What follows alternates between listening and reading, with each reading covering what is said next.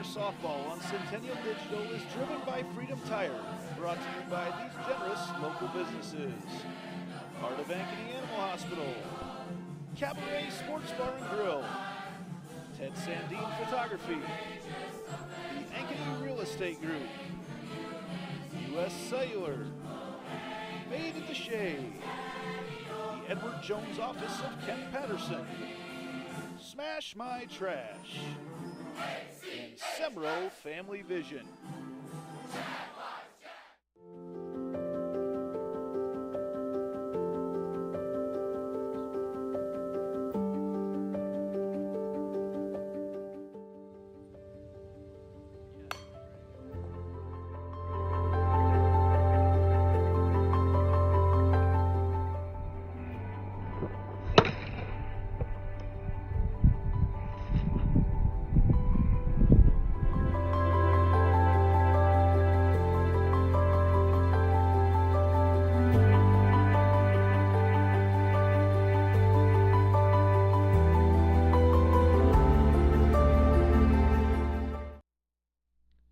Good evening, everybody. Welcome to the north side of Ankeny tonight, where the Ankeny Hawks are, I say in town, but they're in town always right now. The Hawks and the Jaguars tonight. Andy Pollock here with Kevin Fisher on Centennial Digital, driven by Freedom Tire. Our pregame show tonight is brought to you by Signorama Ankeny, your full-service sign and graphics company. We design, produce, and install all types of exterior and interior signs, graphics for vehicles, including vehicle wraps, walls, windows, and doors.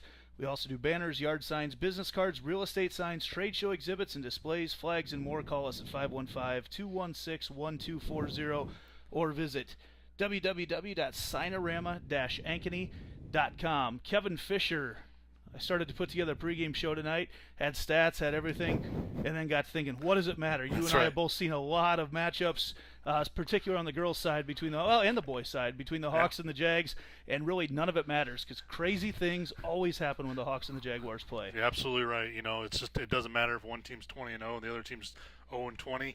When these two get together, it's just you throw the records out, and a lot of exciting, interesting things always seem to happen. You add to it not just a big rivalry night, but it's also senior night. That's one of the storylines. We've got 5 seniors for Centennial. Allie Edwards, Mallory Hoganson, Lizzie Klunder, Lauren Solis, and Anna Wildebor will be the seniors tonight doing stuff. They will be recognized in between games there with those 5. They've meant a lot, certainly, to Centennial softball. That's one of the storylines. Another storyline, as you can see, the 2 gentlemen out there leading each crew. Brett Delaney worked for Dave Bingham, the Hawks coach, for several years before taking over this Jaguar program 3 years ago. So it's the place to be tonight in Ankeny. Right here on the north side is the Hawks and the Jags. Always a great crowd for both baseball and softball. So starting lineups in tonight's game are brought to you by Sonny's Pizza Bistro at 6594 Northwest 6th Drive in Saylorville, the home of the best Italian outside Italy. If you haven't had Sonny's, give it a try. Your family deserves the best. Sonny's Pizza Bistro. Join us for weekend music on the heated patio. And for that, we head to public address announcer Randy Vogel. Spectators exhibit good sportsmanship towards our umpires, our coaches, and our players. Now let's meet the starting lineups for each team. First, for our visitors, the Ankeny Hawkettes. Leading off for the Hawkettes and playing shortstop, number 17, Larissa Miller. Batting second, the right fielder, number 11, Eva Falk. In the third spot, the center fielder, number 7, Mariah Parton. Batting cleanup for Ankeny, the designated player, number 27, Kendra Winfrey. In the circle tonight for Ankeny, number 13, Ashton Billings. Batting sixth, the second baseman, number 4, Kennedy Palmer. In the 7th spot, number 16, the catcher, Reagan Enright. Batting 8th, the third baseman, number 8, Alyssa Lowe. And batting 9th, the left fielder, number 2, Riley Reesberg. And the flex player tonight, the first baseman, number 12, Jaden Filling. The Hawkettes are coached by assistant coaches Sarah Saladino and Ashley Lee. The head coach is David Bingham. And now for the home team, the Centennial Jaguars. Leading off for the Jags and playing left field, number 3, Peyton Drefke. In the 2 spot, the center fielder, number 15, Mackenzie James. Batting third, the third baseman, number 12, Eddie Starr. Batting cleanup, the catcher, number 28, Sydney Morris. Batting fifth, the designated player, number 29, Lauren Gustafson. In the 6th spot, number 25, the right fielder, Jordan Kennedy. Batting 7th, at shortstop, she's a senior, number 23, Lauren Solis. In the 8th spot, the first baseman, number 19, she's a senior too, Lizzie Klunder. And batting 9th, the second baseman, number 9, Cora Boyle. And in the circle tonight, the flex player, number 8, Jaden Stair. The Jaguars are coached by assistant coach Megan Heine and head coach Brett Delaney. The umpires for today's game are Mr. Brian Lorber and Mr. Keith McKay. The anthem buddies for tonight's game are the 11 and under black team coached by Mr. Osh. Ladies and gentlemen, at this time, we ask that you please join Allie Edwards, Ruby Sprecher, and Addie Pollock, 3 members of the Centennial Softball Program, as we sing our national anthem. Oh, say, can you see by the dawn's early light what so proudly we held at the twilight's last gleaming, whose bright stripes and bright stars through the perilous fight o'er the ramparts we watched were so gallantly streaming, and the rocket's red glare, the bombs bursting in air, gave proof through the night that our flag was still there. Oh, say, does that star-spangled banner yet wave o'er the land of the free and the home of the brave? Good job. I don't know why I ran up the stairs. Now I'm out of breath. That was a nice treat tonight to have senior Allie Edwards along with Ruby Sprecher and Addie Pollock sing our national anthem tonight for us. 3 softball players here at Centennial. Just add a little bit extra to the game tonight as we get ready to roll. Jaden Stair will be pitching for the Jaguars tonight as she has kind of taken over that Game 1 role for the Jags. Been really, really good throughout the course of this year. She will be joined in the battery tonight by Sydney Morris, and then at third base, Addie Starr, shortstop, Lauren Solis, Cora Boyle at second, and Lizzie Klunder at first. Out in left field will be Peyton Drefke, in center field, Mackenzie James, and in right field, Jordan Kennedy. So we will get ready to start things here shortly. And if there's one thing that we've learned, Kevin, besides the fact that you throw everything else out, is that even runs early don't matter. We've seen comebacks galore. We've seen all sorts of stuff happen in this game. Our first inning tonight is brought to you by Lincoln Savings Bank. Since 1902, Lincoln Savings Bank has been loving the people we work with and the customers we serve. If you're ready to experience better banking, come experience Lincoln Savings Bank, member FDIC. Yeah, you're absolutely right, Andy. You know, what we saw there earlier in the year when these two teams got together was a 12-inning marathon the first game, and then went into late into the night on the second game. And it was a late comeback by Ankeny, and then, went extra innings, but Centennial eventually prevailed. But we're probably expecting some more of that tonight. We wouldn't be surprised. And getting things started off here for the Hawks.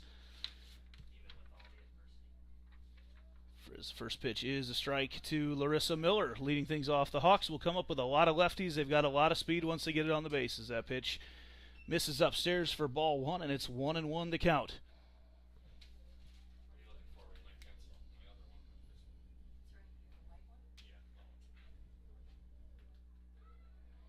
That pitch is strike as well. I did not catch the names of our umpires here tonight. I don't recognize them. But we got Brian Lorber and Keith McKay calling the game here tonight. And the count right now 1-2 to Larissa Miller. Pitch on the outside. Starr backhands it, throws it across to Lizzie Klunder for out number one. That speed, though, once they get it on the bases, it's almost very similar to Fort Dodge, which they come at you with a lot of lefties and they get on the bases, they're going to bunt and they're going to try to manufacture runs. That's how the Hawks play. Eva Falk coming up next. Yeah, they do. They just keep coming at you. They're very aggressive, and they're going to try to make you break somewhere. First pitch, that's a little slap out into left field, and Drefke picks it up for out number two. And as you saw on the flip side of it right there, Andy, is that, even though they are left-handed looking to do a little slapping, there is some power to some of those batters, so you got to be careful. You can't cheat in too much, because if you try to cheat in too much, you're going to get burned over the top sometimes. And the third straight lefty here, Mariah Parton, the center fielder, coming up. She's having a great senior year here. First pitch right down the middle for strike number one.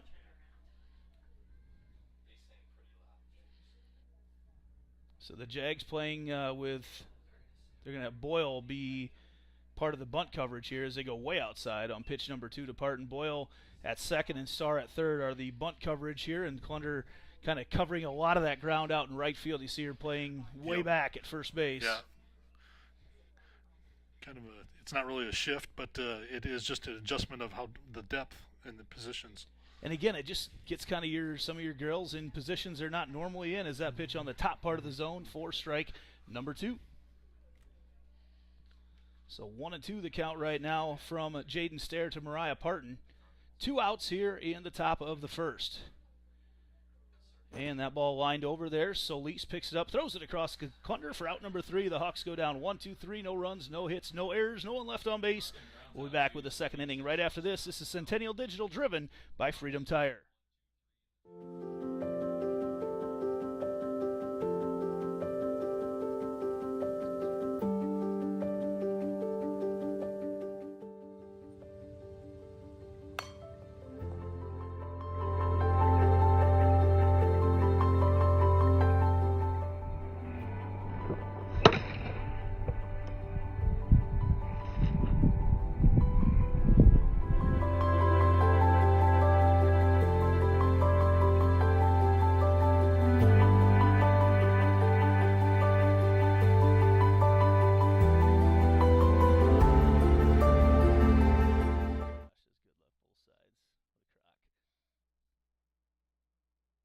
And welcome back to the bottom of the second inning here on Centennial Digital. Andy Pollock and Kevin Fisher, where the Hawks went down 1-2-3 in a game that got started a little bit early here tonight.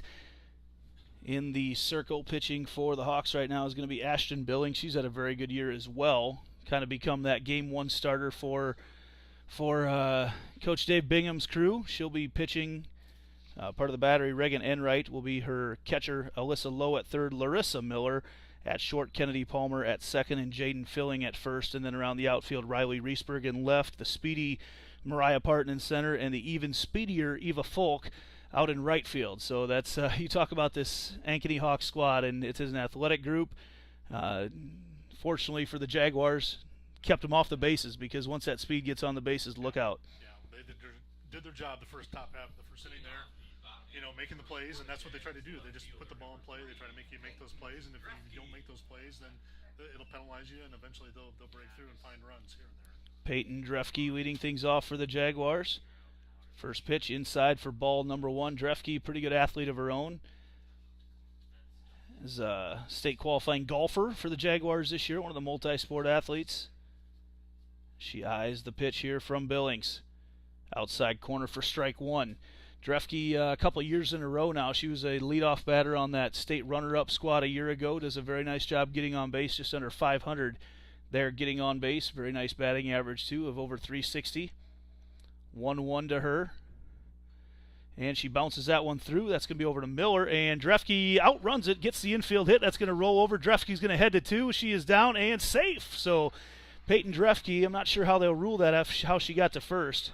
They're going to give her an infield hit. Yeah, I think she's going to be an infield hit. It looked like she was going to be there, whether the throw got there, was caught or not. And then very aggressive maneuver, getting over to good hustle, getting over to second base on the when the ball got away there. Yeah, that ball didn't get too far away from Jaden Filling. And they're going to give her an infield hit and then an error to drive her to second base. And now Mackenzie James coming up. Be curious to see if the Jags try to manufacture one here early, or Mackenzie James, who has been so good against the Hawks, if they just let her swing away right now. Yeah, with the way the bats are rolling, I'd be surprised maybe they'll just keep swinging right at the moment. Watches that first pitch on the inside corner for strike 1. So Jaguars in business here early on, getting that leadoff runner on. Not only on, but you kind of save that sacrifice now by her going to second base on the error. James shows bunt, pulls back. The pitch was quite a bit outside there from Billings. I get a feeling I might mix up Billings and Filling a little bit here tonight as well. 1-1 the count right now from Ashton Billings to Mackenzie James. Peyton Drefke stands out there at second base. Nobody out. James shows bunt, gets it down, and that's going to go fouled as Enright picks it up. And now 1-2 to James. I didn't pull the stats beforehand, but, man, over the last 3 years that Mackenzie James has been starting, her freshman, sophomore, now junior year, she has been a hawk killer when she is out there. Yeah, she's been stalwart there for the Jags there the last several years. Been a big part of the center field and their defense, and also with the bat. She is batting almost just under 400 right now. 1-2 the count to her. Swung on, and that is lined up the middle. Good pickup over there by Larissa Miller. Throws it across, but Drefke moves on. So the sacrifice bunt that they were trying to accomplish gets done a different way. And now the Jaguars with Addie Starr coming up to the plate. Sophomore with sophomore Peyton Drefke standing over at third base. Jags trying to do a little damage here in the first inning. 1 out with Starr, and then Sydney Morris up next. Another hot bat the Jags have had lately. Starr watches that first pitch upstairs for ball 1. Starr also spent some time a year ago batting leadoff on that state runner-up team. Made the all-tournament team at the state tournament. That pitch way outside. They go pickoff, and Drefke back in there safe pretty easily at third. That was a pitch out from the very beginning.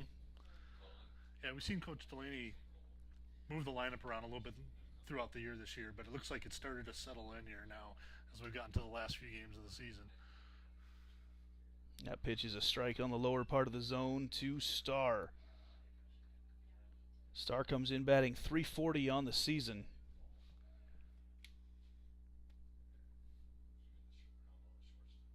Leads the team in RBIs. Oh, swung at that inside pitch. A little bit of an off-speed, kind of a defensive swing there from Starr, and that evens up the count at 2 apiece. Yeah, I got a little high up there in the hands, and she couldn't quite catch up to that one. Just looking to make some contact here, see if we can bring a run around. Good location there from Billings. 2-2 the count. Starr puts that one in the outfield. That's going to be a hit, and that's going to store Peyton Drefke. Drags draw first blood here tonight. 1-0 here in the bottom of the first. Starr with an RBI single up the middle. Scoring Peyton Drefke with the first Centennial run. Now hitting the cleanup hitter. Right on cue, Addie Starr came through for us there, just as we talked about, making contact. Drives it right up the middle. Nice base hit, and brings that first run across, which, sometimes in these games you get those early leads, and it can be value. We know things can happen, but it's a good feeling to get out front right away. And now Sydney Morris batting .380 on the season. That first pitch in the dirt, Throwback, try to pick off Starr. Got kind of a big lead, but the ball was in the dirt. Chased her back there to first base. And it's 1-0 to Sydney Morris. Morris, another one of those very hot bats lately, with just one out here in the bottom of the first. That pitch, a little bit of a off speed there from Billings down the middle for strike one. Jags with 2 hits here early in this one. Couple that with an error, and they've got the 1-0 lead here in the bottom of the first. Ooh, Morris got around on that one. Just fouled down the third base side. Coach Delaney wasn't worried a bit. He didn't even move. Don't flinch. If he'd have moved, he'd have walked into it. Yes. Welcome everybody watching tonight. Make sure to let us know where you're watching from. Always like to hear the check-ins. Let us know who you're cheering for as well. 1-2 the count right now to Sydney Morris. Addie Starr on first. Here's the pitch. Morris puts that over to second base. That's going to be picked up by Palmer. She throws it over to Filling for out number 2. Starr gets advance, and now we move on to Lauren Gustafson, our designated player tonight. I would imagine we'll see her pitch at some point throughout the evening, but the DP, Gus, she also has been hitting very well as of late. Yes, she has. I think she's another batter that's just shy of 400, yeah, I believe, on the year. 396, yeah. And even better as of late. 2 outs with the Jags. 1-run lead here in the bottom of the first. That pitch catches the outside corner from Billings.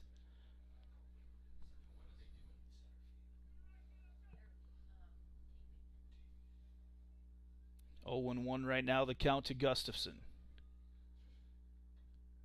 Puts one up in the air. That's going to be out a lazy fly ball to Eva Folk in right field, and the Jags go down there. They got 1 run off 2 hits and 1 Hawks error, and it's time to move to the top of the second. Don't forget to stick around after the game to find out who our Lamberti, Goki, and Lucci Law player of the game is. Your local attorneys and a team to fit your legal needs. Reach out to us at LGL Law, 515-964-8777, or online at AnkonyLaw.com. So thank you as always to that crew over there at Lamberti, Goki, and Lucci Law for supporting our streams here on Centennial Digital. As we head to the top of the second, Jags able to keep that speed of the Hawks off the bases there in game number 1. Or, excuse me, in inning number 1. As we look around at a very, very big crowd here tonight on the north side at Ankeny Centennial. Hawks will bring up in this inning, starting off, will be Kendra Winfrey. Winfrey not playing in the field here tonight. She sometimes does play over at first base, but very powerful bat from Winfrey. State place winner in the, actually, was she the state champ or runner-up? I can't remember, in the shot put as well. So Winfrey, would imagine at some point throughout these 2 games tonight we may see her pitch as well. Winfrey, another lefty in this lineup for Coach Dave Bingham. They don't necessarily come to him that way. He builds those lefties. That pitch right back, flashes the glove. 1 pitch, 1 out. Nice. Jaden Stair throws it over to Lizzie Klunder for out number 1. That's big. Yeah, that takes out the sacrifices later on as well. Right. Exactly. You know, getting that first out, we talk about this a lot, but getting that first out every single inning always just seems to drive an inning in a certain direction when you look at percentages. And that brings up Ashton Billings. Jags at bunt depth again. Billings watches the first pitch just a bit outside. Ball 1. Later on, probably about the 3rd inning or so, we'll have Kelly Ott from the Ankeny Girls Softball Association. It's AGSA night here at the ballpark. Talk about what they've got going on as that pitch misses inside to Billings. Just a great organization. So many of these young ladies out here on the field right now played for that organization growing up. And she'll talk a little bit about some things that they will always remain the same and a couple changes they've made as well, as that pitch misses just upstairs for ball 3 right now to Ashton Billings. I see a couple board members here tonight. Talked to Hillary Steinbrecher, the president, earlier today. She's out at National Volleyball, though, right now, out in Indianapolis, watching her daughter out there. But I see Eric Hogan here tonight. That pitch on the outside corner for strike 1 to Billings. Dave Lane as well. Talk about him a little bit later on. And then Kelly will be up here as well. And then, of course, lots of girls out there tonight that play for Ankeny Extreme, the Ankeny Girls Softball Association. That ball lined over and just foul, and that makes it a full count right now to Ashton Billings. Baseball going on as well, just behind us. here on the north side. Not sure we have a score over there. Nope, we are in the bottom of the first. No score over there. Baseball usually takes a little bit longer. Is that ball hacked foul as well by Billings? That's one of these things, these lefties, there's a lot more focus on just that contact. And you see that just that focus in contact. You don't see a whole lot of striking out from these bunters and slappers. No, they're really looking to put it in play. And like I say, they're just looking to make sure the defense is solid. If the defense, though, isn't solid, though, that's where they start to get in runs across. That ball's fouled back off of Morris.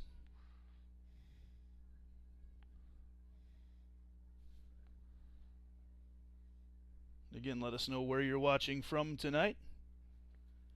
Recognize a lot of names here on the stream, but I know we've got folks listening from all over the place here tonight. There's the full count into the outfield, and Drefke makes the play for out number 2. So Billings, quality at bat, goes deep into it, but can't complete it.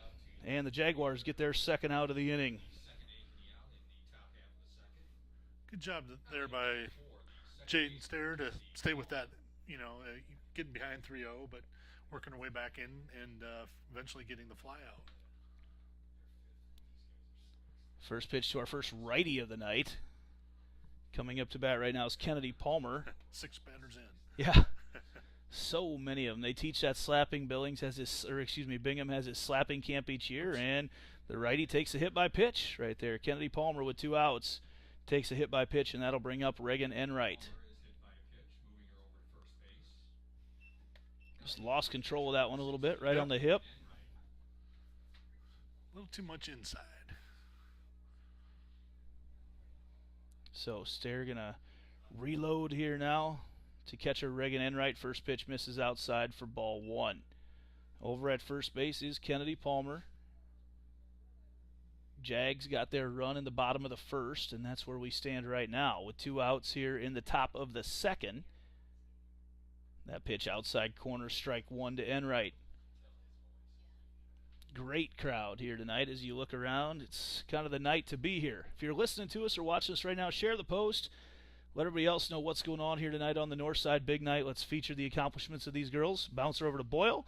Picks it up off her forearm and throws it over to Clunder for out number 3. And the Jags allow 1 base runner off a hit batsman. We head to the bottom of the second. Jags up by 1.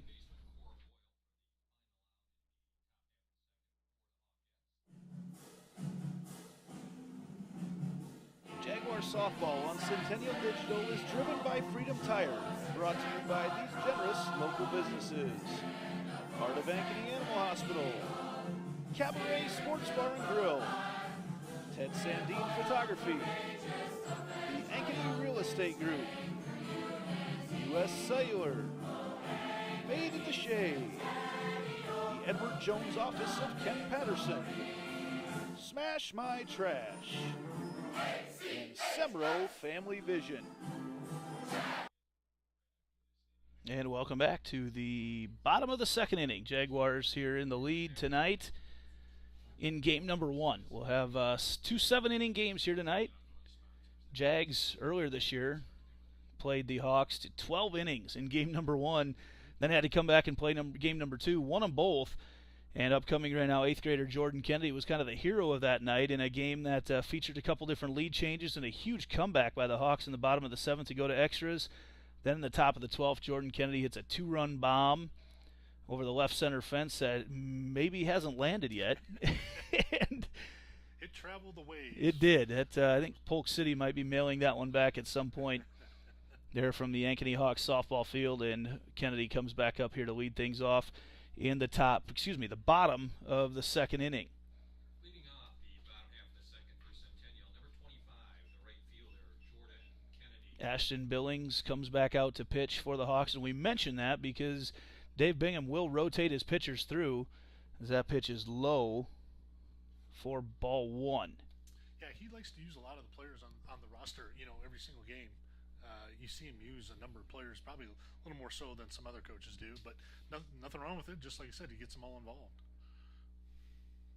Kennedy watches that pitch outside for ball 2, and she's not a batter that you want to get too far behind with the power that she's got. 4 home runs on the year.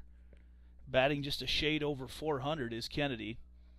I just noticed her dad checked in. He's waiting for his pizza over at Casey's right now. Get over. I'm guessing he's over at the baseball field, as they've got son Ben playing baseball as well. Josh and Missy Kennedy.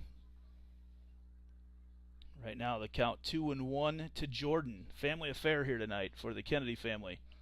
Dual duty. 2-1 to Jordan. Pitch is inside now, 3-1, and you can bet she's looking for a good pitch to hit. Lauren Solis waiting on deck has been another one of those batters that has come on very strong lately. She's now batting .360. Has had a couple walk-off hits this year. That pitch way outside. Kennedy draws the leadoff walk. So for the second inning in a row, the Jags get their leadoff batter on. And the red-hot bat of Lauren Solis coming up. Lauren Solis, one of the seniors tonight that we'll honor in between games. Plans to go to Iowa State, major in human science, and eventually become a firefighter. So serve and protect, Lauren Solis. I'm sorry. Pardon me, Andy. I'm just going to say, interested what Coach Delaney does here, just with the situation. Again, you said he got a red hot bat, but again, runs are vital in this situation too. There's a bunt. Solis is going to move Kennedy over. Kennedy holds that toe on second base, waiting for the throw behind, and Solis does her job, sacrifices her on, and now I would imagine Klunder, they're going to let her open it up a little bit, go full throttle here with Kennedy on second base. A good fly ball to right field will move her on and maybe have a chance to do even more than that. Yeah, we figured out real quick what the intent was there, didn't we? Yeah, one pitch in. Yep, quick sacrifice. Klunder, another bat that's heated up over the last week. That first pitch on the inside corner for strike one. Yeah, she had a good night up in Ames last night when they were up there. I know it saw her a double and a couple other hits there throughout the game. Like you said, her bat is coming on at the right time of the year. There's a shot to outfield, and Mariah Parton camps out underneath it. And pretty much right to her, as she had to take a couple steps to her left to make the play. And she got a good chunk of it, but not enough. And now Jags with 2 outs, trying to knock in Jordan Kennedy standing on second base. Cora Boyle, second baseman, steps up, and then we're back to the top of the order for the Jags. Got to feel good if they can get to Drefke right now with some runners on. Boyle puts that one over to Palmer, throws it to Filling, and they're not able to push Kennedy across. Jags, no runs, no hits, 1 left on base, and no Hawks errors. It's time to move to the top of the third. Andy Pollock, Kevin Fisher here with you tonight in a fast-moving, so far, game number 1. We've had a lot of those fast-moving games. In fact, last night got home about 8:30 from the doubleheader at Ames and was able to tune in and watch that the Hawks were just in the third inning of their game, a home game with Fort Dodge. A little later, but you got 2 good pitchers on the mound tonight. Jane Stair, Ashton Billings. They've each won 10 games on the year for each of the respective teams. Their ERA is almost identical, 1.91 and 1.89. So there's really, the games are probably going to move fairly quick. They're going to make their outs. And if the defenses that they have behind them are doing their jobs, the games will probably move fairly quick. As we head to the third inning, good time to talk about the Ankeny Real Estate Group. Visit their website at www.liveankeny.com.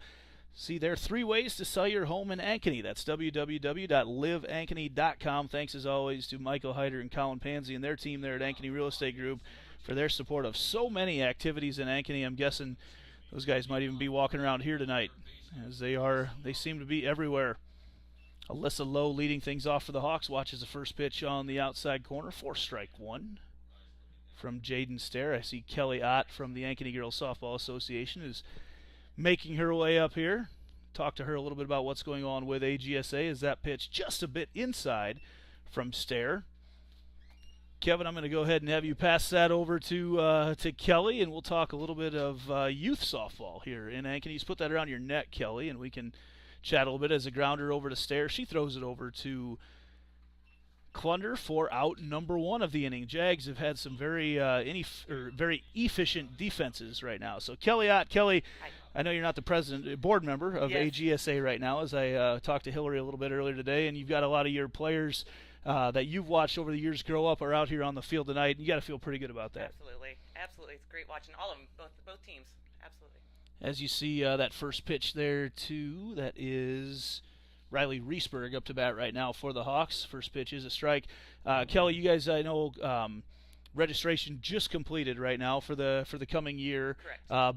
Anyway, if anybody is out here listening and they want to get their girls involved, what's the best way? I'm getting calls all the time, like, how does my girl get started? As they see, all the activities that our kids are doing right now. Like, what's the best way to get into that stuff? So absolutely. So our rec program is a really great place to start. We run the rec program here in Ankeny as well.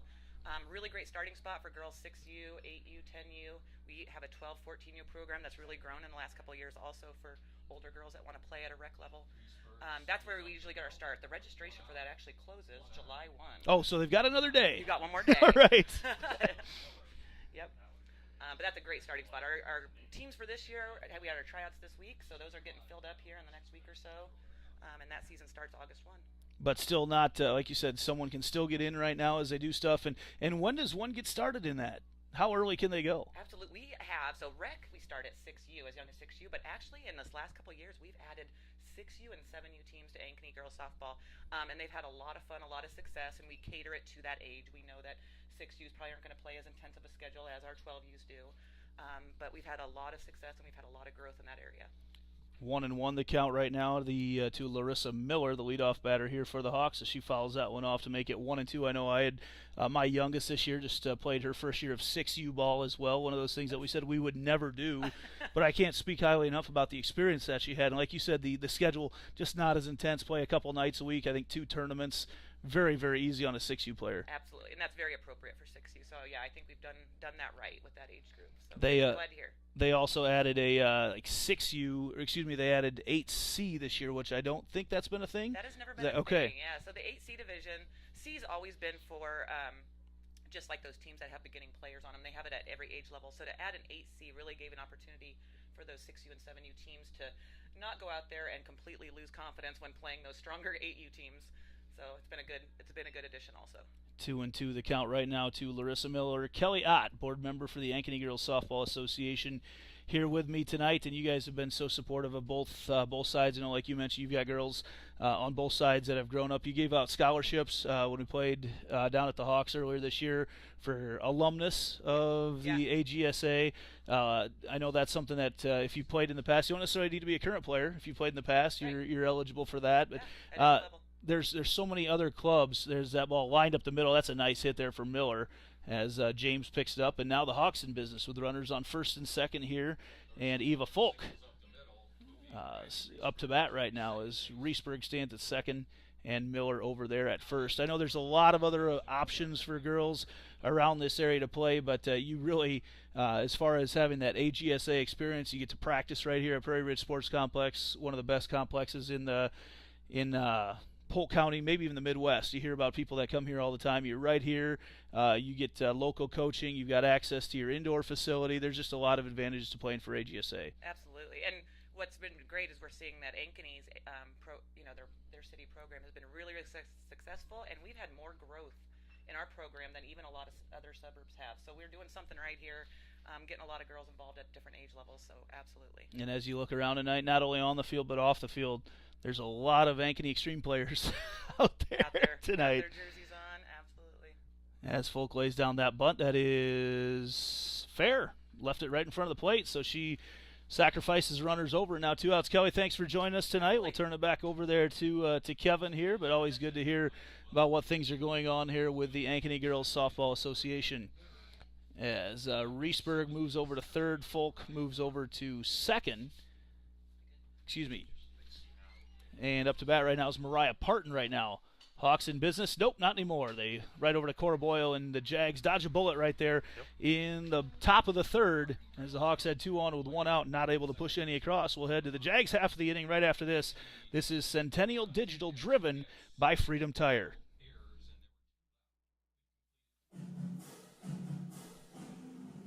Jaguar softball on Centennial Digital is driven by Freedom Tire and brought to you by these generous local businesses.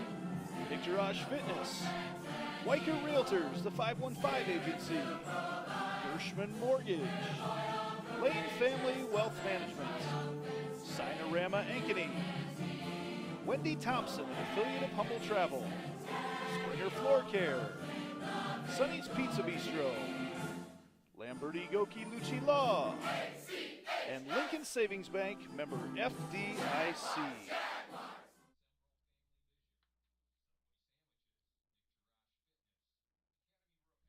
Welcome back to Centennial Digital, driven by Freedom Tire. Andy Pollock, Kevin Fisher. The Jags dodge a bullet, a couple hits there for the Hawks in the top of the third, but the Jags get the outs when they need to, and we head to the bottom of the third. Jags back up at the top of their order with Drefke, James, and Starr coming up right now. They were able to put one across there in the bottom of the first when they had this same group up. Drefke got on base with an infield hit and moved to second on an error, and that's the only run so far in this game.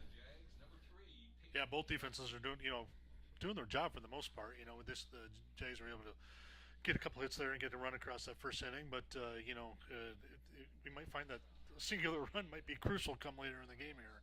Drefke watches that first pitch across the outside corners. Enright had set up quite a bit outside, but right on the glove, right across the outside part of the plate for strike one.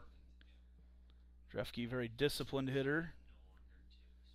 That pitch, hacks that one.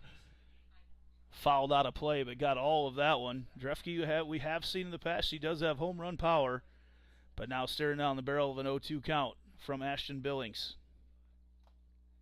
Just heard the Mario Brothers End of a Life over there on the baseball field. Looks like the Hawks got two in the top of the second.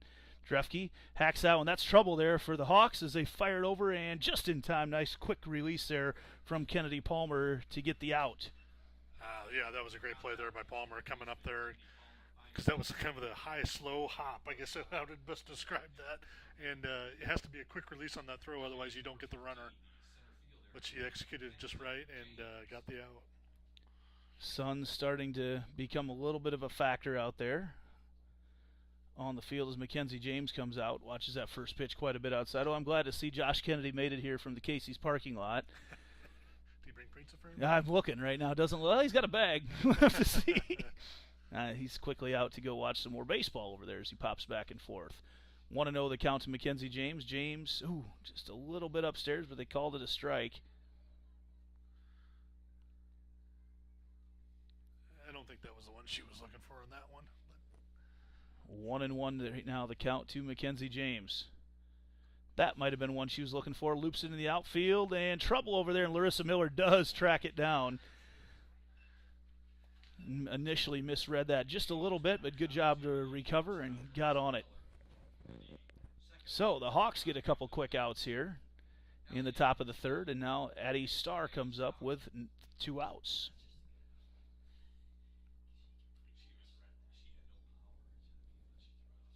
Billings has done a nice job not really allowing the Jags to square up on anything. There's another one, and that is dropped over there. Addie Starr dodges a bullet as Enright didn't see it right away off the bat. Once she did, just a little bit too late. Looks like she's holding her hand a little bit. They're going to let Coach Bingham come out. Do a little examination. Yep. I think she's just, umpire is being nice here, maybe just giving her a little time. I think she's going to be all right. She seems to indicate that anyway. But Bingham's laughing right now as he talks to her. Yeah. It's just a kind of a courtesy thing. It works both directions. I see players do it for the umpires, and you see umpires do it for the players, just to give them a 10, 15-second break, and then they'll probably get right back at it. She continues, Enright does, to kind of just hold that hand a little bit. More of a scrape action, it looked like, maybe across the mound as Bingham continues to chat with her and gives her a smile and a nod and tells everybody, let's play. Coach Bingham's a guy that whenever he decides to hang it up, I'll have him up in the box at some point to talk. Always a treat to talk with him. He's got some good stories. And his media background, some of the people he's interviewed, and of course media coaching as well. Been coaching, I believe, now with the Hawks since the beginning, since the split. I believe he's been there. I believe you're right. 0-1 the count right now to Addie Starr with 2 outs in the bottom of the third. Starr pops that one up, get out of play, and it does. We're starting to get quite a collection right now tonight up in the safety net. We do. We got 3 over there. Look out. Right. Yeah, we are, knocking them off each other. We did have a ball in the JV game today, a clean coming down at about 10 miles an hour, ramping off, went right into the hole. Got it out today. Starr gets underneath that one. It's popped up into left field, and actually Miller going to hop over from short, makes the play. Jags go down 1-2-3. No runs, no hits, nobody left on base here in the bottom of the third. As we head to the fourth inning, talk to you about stats. Stats can show which team is on the path to victory. They can also show if you're on the path to the retirement you want. If you're just kicking off or you want to know if you need to make some halftime adjustments to your current plan, contact Lane Family Wealth Management at 515-322-7971 for your free one-on-one meeting today. And, Coach, as we look at the stats right now, the big one right now, I think, as we look at it, it's led to that one run that the Jags have scored, is that one error for the Hawks right now in the bottom of the first. Yeah, I totally agree there, Andy. That's where it came from. And, it'll work both directions. Jaguars have so far made their plays when they needed to, and they've kept Ankeny off the board. And, that's just the difference in the game right now. So this game just humming along here so far here tonight. A lot of quick innings. In fact, last night, the second game, Jags and up at Ames with the Little Cyclones. The first game took just about an hour and 8 minutes, and the second game didn't go much faster. I didn't see the total pitch count for Cora Boyle in game number 2, but she had, I think, 4 9-pitch innings and a 5-pitch inning. Yeah, I did see that. I did see that stat there somewhere. There's some short, very efficient innings. Makes the game move along a lot faster. Kendra Winfrey, the number 4 batter for the Hawks, leads things off here, watches the changeup just outside for ball 1. We got the no pizza signal just a second ago from Mr. Kennedy. He's always watching, because when he's over here, he's watching baseball, and when he's over at baseball, he's watching softball. Listening, I should say. And now the count quickly 2-0 to Winfrey. It's about a 90-degree night, not much humidity here on the north side. Wind pushing balls foul in left field, pretty much straight out of the south. As the count is 2-0 to Winfrey. Checks her swing, but that was a strike on the outside corner anyway. Got a couple Jaguar alums watching things here tonight. Sam Klug, Morgan Seversyke, I know there's others out here. Just the first 2 I've seen walk in. Klug, star pitcher from a year ago. Anna Christensen. Yes, I did see Anna walk in earlier. Always good to see them around. Jones. Is that Ella Schultz is also here? 3-1 right now, the count to Winfrey. She squares things up. That pitch off her hands. Fouled back. So now full count to Winfrey. She's not one you want to give anything too good to hit.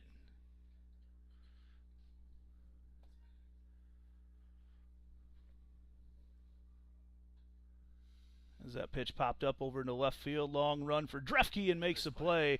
That would have been extra bases for Winfrey, as Drefke made the play just before it drifted foul. Just about to say Winfrey on the season has, well, I had it up, just 1 home run. She's had multiple home runs in seasons past, but again, Jags getting that first out as they have so often tonight. I think that's 3 out of 4 innings they've got the first out, and that's huge. Yeah, getting that, like you say, it just drives an inning most of the time in terms of what runs scored or not scored. 1-0 the count right now to Ashton Billings, the pitcher trying to help her own cause. Shows bunt, pulls back, and that's a strike right at the knees on the outside corner. With all these lefties, you're really going to have to be paying attention to those fly balls too, because you get that side spin to the left, and also with the wind moving that direction, just amplifies everything. And that's what you just saw from Drefke on that last batter. That ball popped up over the middle. Little chopper goes right over top of Stair, and a hit there. Just very well placed right there by Ashton Billings. Yeah, just the right hop. Not much you can do about it unless you make that quick leap and get it. But that's hard as a pitcher when you're coming out of your motion to try to make that straight forward and straight up jump to get that. Kennedy Palmer comes up right now. Got hit by pitch in her first at bat today. Shows bunt, and that's a strike. Over at first base is Ashton Billings running for herself. 0-1 the count right now to Palmer. Shows bunt. Pulls back. Pitch must have missed just a little bit upstairs. And this is where the Hawks can be so dangerous. They get that speed on the bases. Like you said, you've got to be paying attention on every single pitch. That ball fouled back off Morris once again, the catcher for the Jaguars. Taking a beating back there tonight. Yeah. just keep paying attention. Everybody's got a responsibility every time too. Because the Hawks obviously are aggressive on the bags, so everybody's got to be moving the right direction and you got to be in sequence. 1-2 the count to Palmer. Pitch way outside as they were trying to goad her into taking a swing at an unhittable pitch. And it's 2-2 with one out here in the top of the fourth. That ball right back to Stair. Stair picks it up, and that's fast over there and out at first base. Wow. Jaden Stair took a line drive right off the glove, knocked it down, and that's a huge out right now because with runners on first and second and just one out, the Hawks would be in business. But now all of a sudden you get two outs with just that runner at second and bringing up Reagan Enright, and that's a huge out right there for Jaden Stair. That was a big moment there. She stayed with it and made the throw over there. And I didn't think she was gonna get it, but when I watched the play, it looked like she beat the runner by about half a step. And that was some wheels right there from Kennedy Palmer because Stair did not have much time to recover from that line drive coming right back at her. So with another runner in scoring position for the Hawks right now, here's Stair, and that pitch, curveball, misses on the outside corner, and it's 2-0. This is Reagan Enright.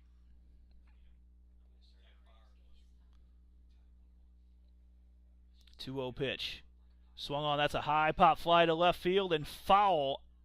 That is gone, but foul. Long strike. Just a long strike.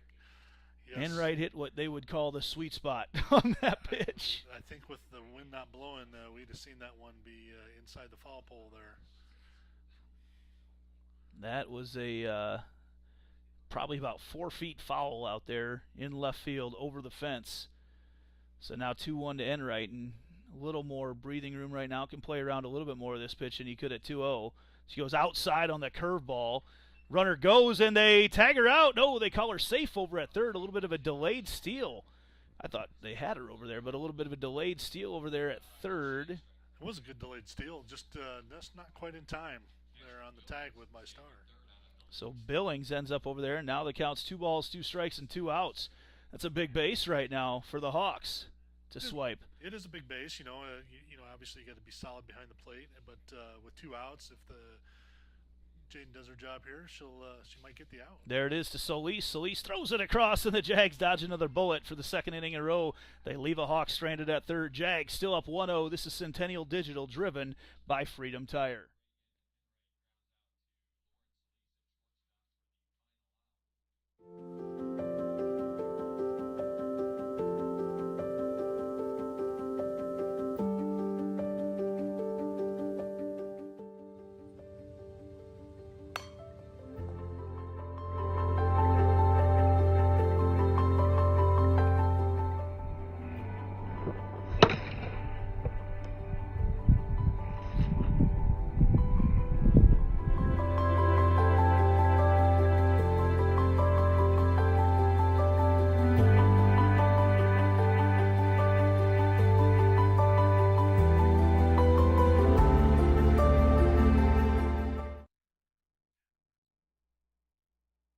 And we're back in the bottom of the fourth in a quick-moving game here. Andy Pollack and Kevin Fisher on Centennial Digital, driven by Freedom Tire. And, Coach, the Jags have dodged a couple bullets here the last couple innings, but still hold on to that 1-run lead. They have. The defense has been solid, and they're doing their job.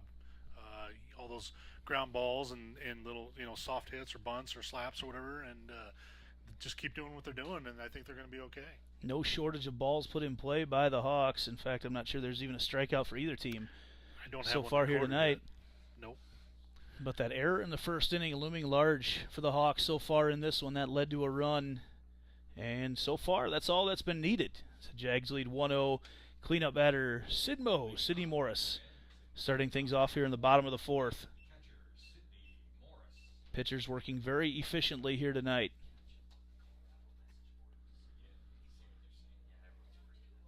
Morris gets the top part of that one, and it's tanked over there at third by Lowe.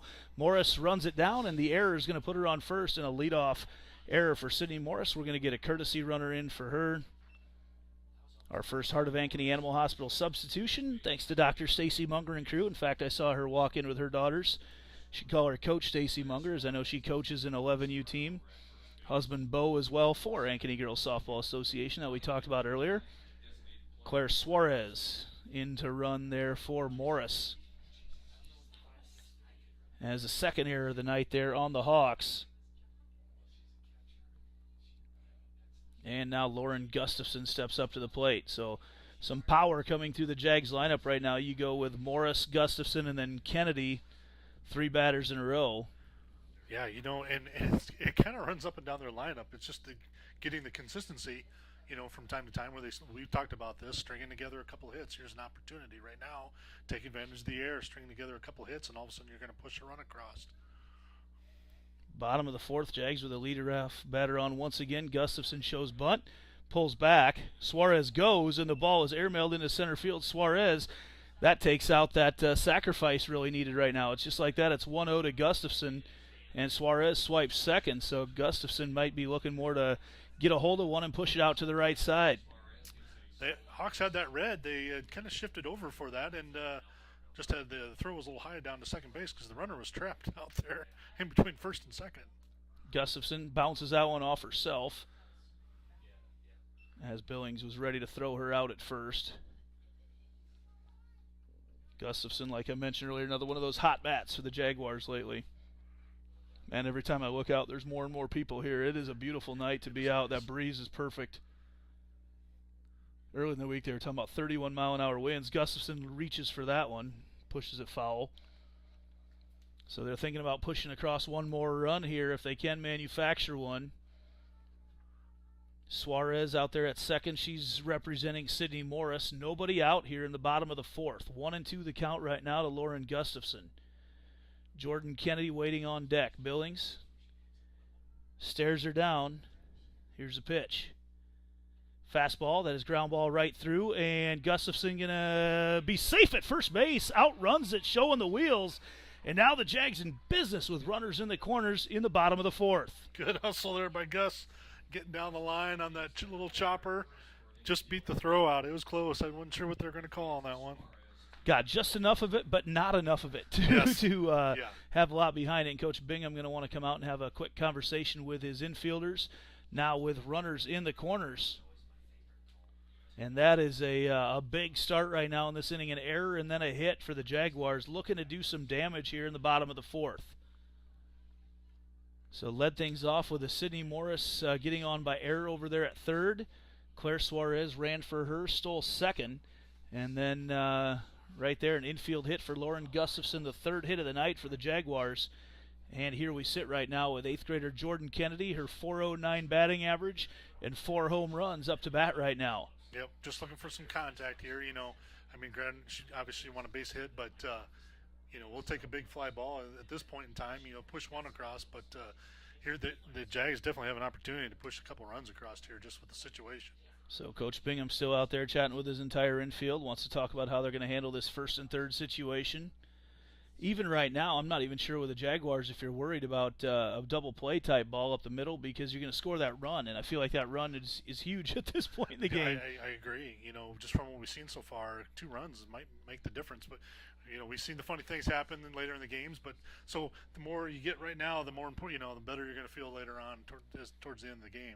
Well, and even with Jordan Kennedy bunting right now, that's a pretty good matchup too for the Jags. You don't mind seeing Lauren Solis come up with bases loaded right now either. So Hawks with some decisions to make right now. Jags with some decisions to make. We'll see what they do. Kennedy with runners in the corners gets underneath that one and pops it back. Right back at us. Want to get that one turned around and get that out of the infield. As the ball wheels around, coming back through, and oh man, just missed our flusher right there. 0-1 right now, the count to Jordan Kennedy. Runners at the corners. Claire Suarez at third. Lauren Gustafson at first. 0-1 to Kennedy. Kennedy watches that pitch outside and low for ball 1. We heard a good comment about somebody sponsoring the hole where the ball falls through. I was thinking about Krispy Kreme. You know, there we go, yeah. Maybe we get them to do that. We yeah, absolutely. Or a digger. Do we have any contractors out there that do digging? Yeah. Find us one out there. 1-1 the count right now to Kennedy. That pitch just barely catches the outside corner, and it's 1-2. As eager the Jaguars are to push runs across right now, they get the runners on base first and third. They got to be careful. We've seen them caught a couple times with line drives, getting doubled up. Be careful, be focused on what's going on, know the situation. Here's the 1-2 to Kennedy. Aiden Wright sets out way outside, and that evens up the count at 2 balls and 2 strikes. So the Jags are obviously not bunting Kennedy here. Going to count on her to get one to the outfield. 2-2 the count right now from Billings to Kennedy. Kennedy lines it over. It's an error over there on Miller at short, and the run comes in to score. 2 errors in the inning right now for the Hawks.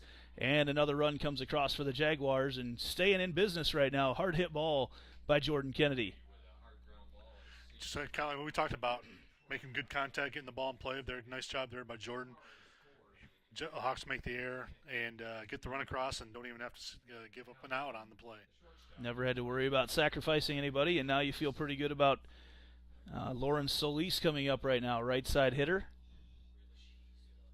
Nobody out here. Runners on first and second for the Jaguars in the bottom of the 4th. Can they get a crooked number put up here? Solis bounces that one over to second and takes a little weak hop, but moves runners on, and she is out at first.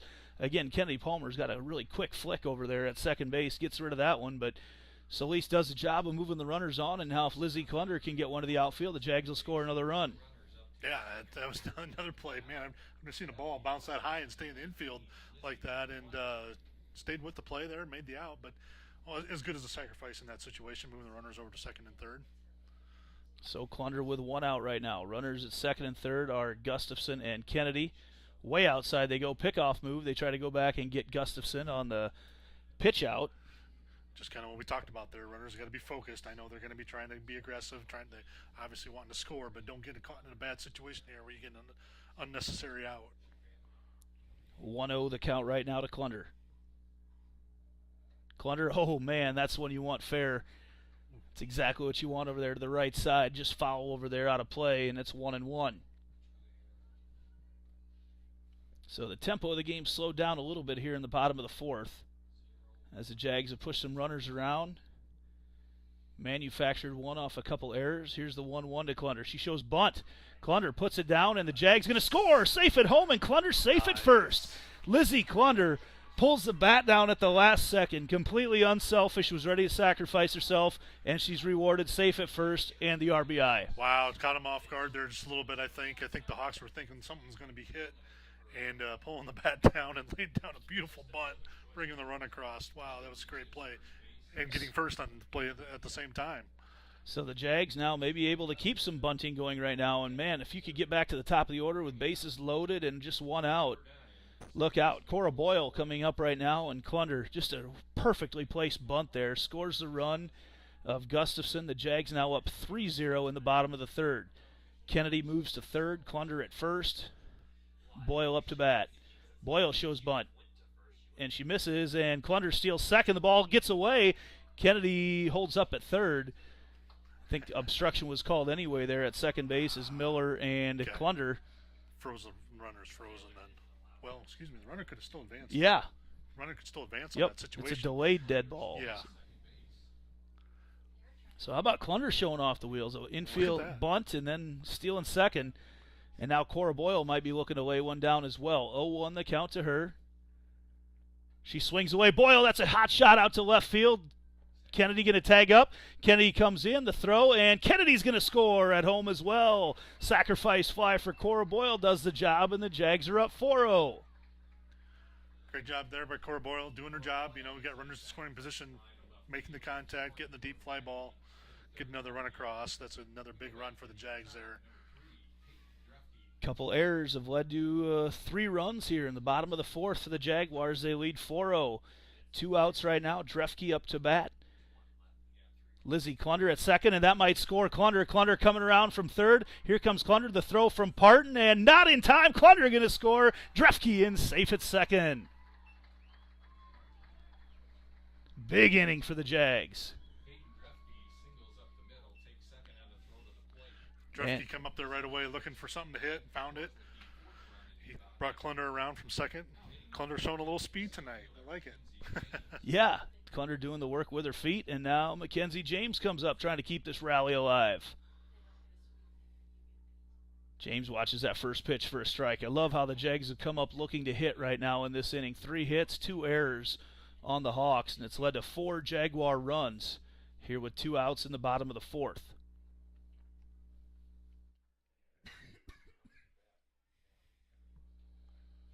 James watches that pitch low for ball 1. This is kind of what we've been talking about all season. They took advantage of the errors kind of right away, stringing some hits together, and all of a sudden you see 3 or 4. Now we got 4 runs in the inning come across. Big inning by the Jags. James watches that pitch upstairs, now 2-1. Again, let us know where you're watching from tonight. I know we've got a lot of fans here. Most of Ankeny, it seems like, is here tonight at Centennial High School. Good crowd in the outfield as well, watching from State Street. 2-1 the count right now from Ashton Billings to Mackenzie James. Billings has done a nice job in the circle. James hacks that one over. Nice play, nice snag there made by Alyssa Lowe, and she gets the out, but the Jags, crooked number here in the bottom of the 4th, putting up 4. Third base for the final out in the bottom half of the 4th, but the Centennial Jaguars come up with 4 runs. Jags with 4 runs on 3 hits and 2 Hawk errors, and that's a big one. We get to the 5th inning right now, and it's time to tell you about one of our day one sponsors. That's Nick Jarash Fitness. He's our 5th inning sponsor here tonight. It's Nick's goal to get the best out of each athlete with state-of-the-art technology and coaching tactics. Proud to be the only company in the metro that offers velocity profiling for speed development. Help your athlete reach their maximum potential by getting them a session today. Nick Jarash Fitness is always a huge supporter of sports on both sides of Ankeny. Nick Jarash, I went there on Monday morning, shoot some video for him, and to see the intricacies and all the work he does with his athletes there as they were breaking down film and talking about where the inefficiencies were in their sprints and the different movements that they are. It's just it's next level. I know you don't see that everywhere right now, and it's training like the pros do. So get a chance and stop on in at Nick Jarash Fitness. Again, day one sponsor of things on Centennial Digital, huge sponsor of events all around Ankeny, hometown boy, and making athletes better all over central Iowa right now with the work that he's doing there at Nick Jarash Fitness. So in the top of the 5th, Alyssa Lowe leading things off for the Hawkettes. This is their number 3 batter. No, excuse me. She is their number 8 batter. Again, the Jags have done such a good job of keeping that leadoff runner off the bases here tonight. That first pitch misses for ball 1. Swing and a miss, strike 1 to Lowe.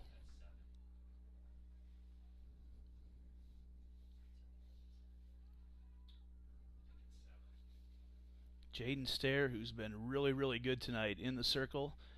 9 outs away from getting her 2nd win against the Hawks this season. Pitches that little drop ball to make the count 1-2.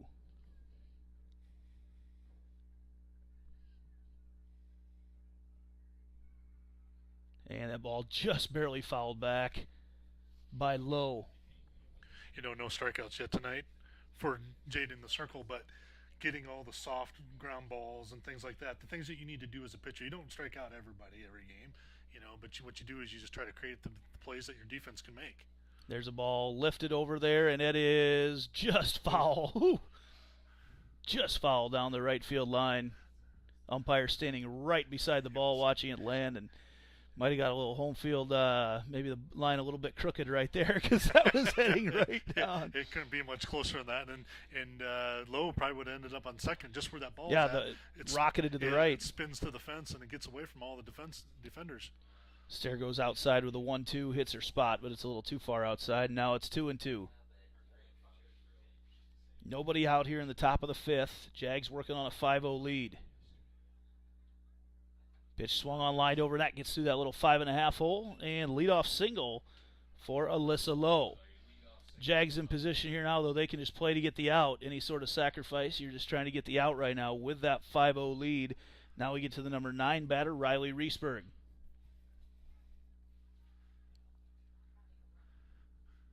think we're going to maybe have a runner here in this situation. I'm not sure. It looks like we're talking about more than just... Yeah. Looks like they're talking about how Stair is bringing her hands together or not bringing her hands together in the circle. As you see both of them doing stuff with their hands together. I'm not sure what that's all about. We're about 30 games into the season, haven't had that be an issue so far. Call it gamesmanship. Reesberg steps up. How about a little double play ball here? Is Starr in on the left corner, Klunder in on the right corner. That ball lined right through that gap again, so the Hawks square a couple up. And just like that, back to the top of the order with runners on first and second. Back to Larissa Miller. Jags down to their bunt depth, but see how they play this here, because with runners on first and second, you're going to concede that run. You just want to get that out is worth way more than a run at this point. Right. I had this conversation many times over the years with girls and talking about situations. When you're up 5-0, runs and outs. There's an equation there that's like, okay, make a couple outs. If you give up one in this situation, that's not so bad. Just don't give up 3 or 4 in this type of situation. Couple nice hits by the Hawks, out of their 8 and 9 batters there with Alyssa Lowe and Riley Reesberg. That pitch fouled off for strike 1. The Hawks have certainly had opportunities here tonight, but Jags and Jaden Stair in particular doing a nice job getting those ground balls out of the Hawks' bats here with a couple outs. Here's the 0-1. Starr playing in, Boyle playing in. Pitch misses upstairs for ball 1.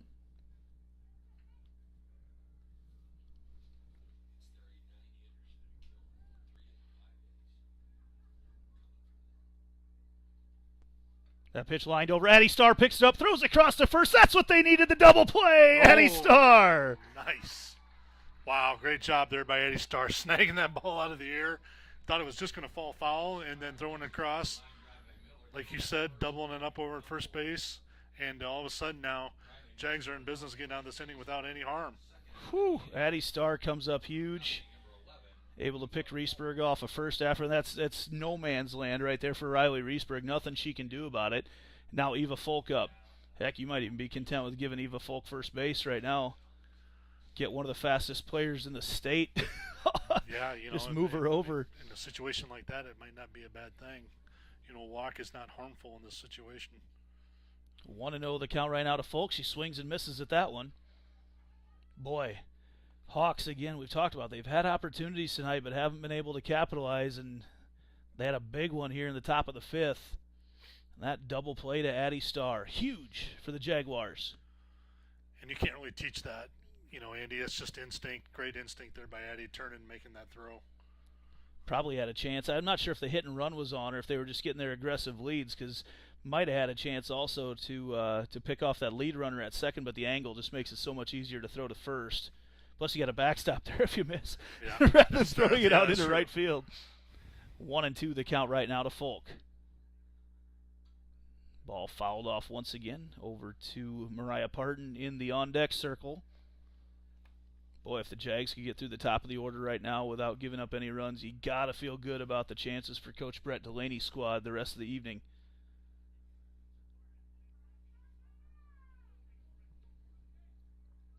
1-2 the count right now to Folk.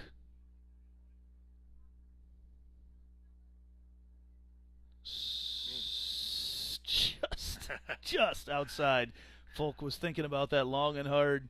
She was. Jaden threw a good pitch there. I like that pitch on the 1-2 count. Just see if she'd bite on it. And not very hittable, so to speak, but still just close enough. 2 balls, 2 strikes, 2 outs. Swung on, and that is out into the outfield. And Drefke going to get it, and they're going to try to make the play. No, they're going to hold up Folk.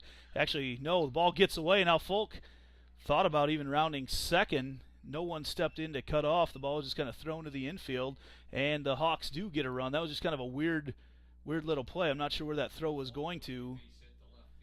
It's kind of in between the cut and should we try to throw her out? Just a little, I think it was undecisive where to go. I don't know if there was communication was lacking out there or what, but I don't think they weren't going to get the run at home. It should just went to second base and held the runner from getting into scoring position. 3 hits for the Hawks here in the top of the 5th, and Base umpire calls timeout, has a conversation with Eva Folk out there. They talk, and then she goes back to her base. Not sure what that was about. 1-0 right now, the count to Mariah Parton. Pitch misses upstairs.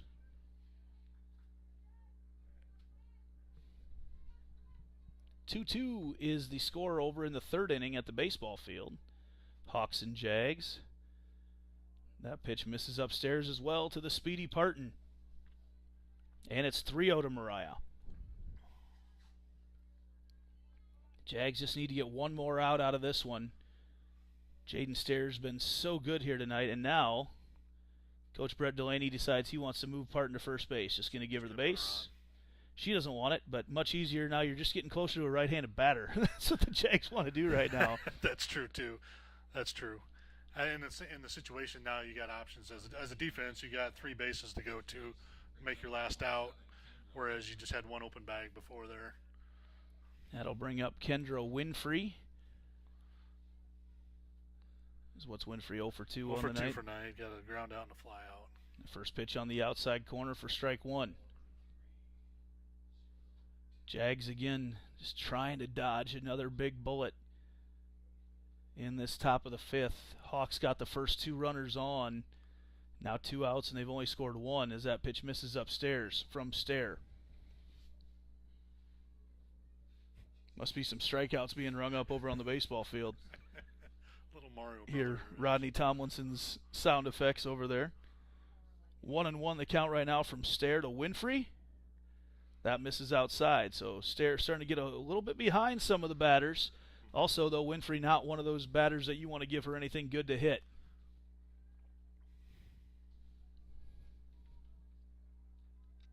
That pitch misses inside. 3-1 to Winfrey.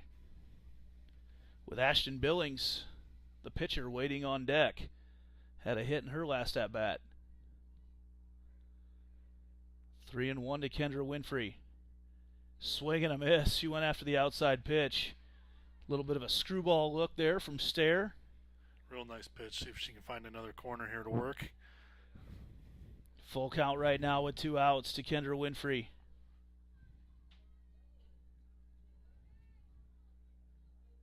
Swung on and lined into the outfield, and it is caught! Caught by Peyton Drefke, the diving catch. What a play by Peyton Drefke out in left field. Jags dodge a bullet, a huge bullet there in the top of the 5th. Great hustle there by Drefke. Wow, Jags with a double play and a diving catch to get out of that one. They lead 5-1. We'll be back with the bottom of the 5th right after this. Centennial Digital, driven by Freedom Tire.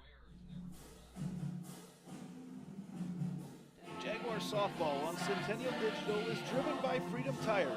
Brought to you by these generous local businesses. Heart of Ankeny Animal Hospital. Cabaret Sports Bar and Grill. Ted Sandine Photography. The Ankeny Real Estate Group. U.S. Cellular. Bathe at the Shade. The Edward Jones Office of Kent Patterson. Smash My Trash. And Semro Family Vision.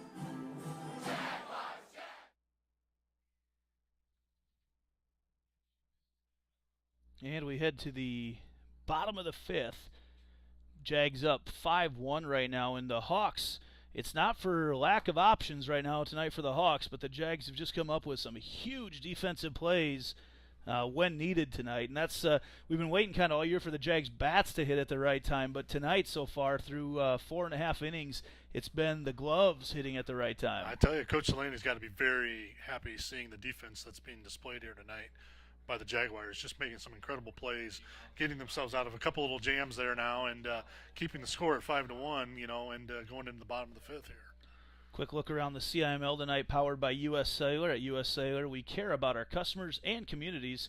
As always, tonight's live stream is powered by U.S. Cellular's powerful lightning-fast 5G network, located just north of Northview Middle School and right across from the Ankeny Sonic. Come check out America's locally grown wireless at U.S. Cellular. We'll tell you about a couple big games going on actually right now. Fort Dodge and Waukee Northwest, waiting for a score on that one. But those teams playing. Fort Dodge traveling. They spend the first half of the year staying up there in Humboldt or Webster County, and now Fort Dodge has been traveling down to Polk County, and they're at Waukee Northwest here tonight. A Star gets a hold of that one out into left field, and looking into the sun and making the play out there in left is Riley Reesberg for out number 1. So then softball tonight, that's a big game, as those teams have been playing around with being number 1 along with Johnston all throughout the season.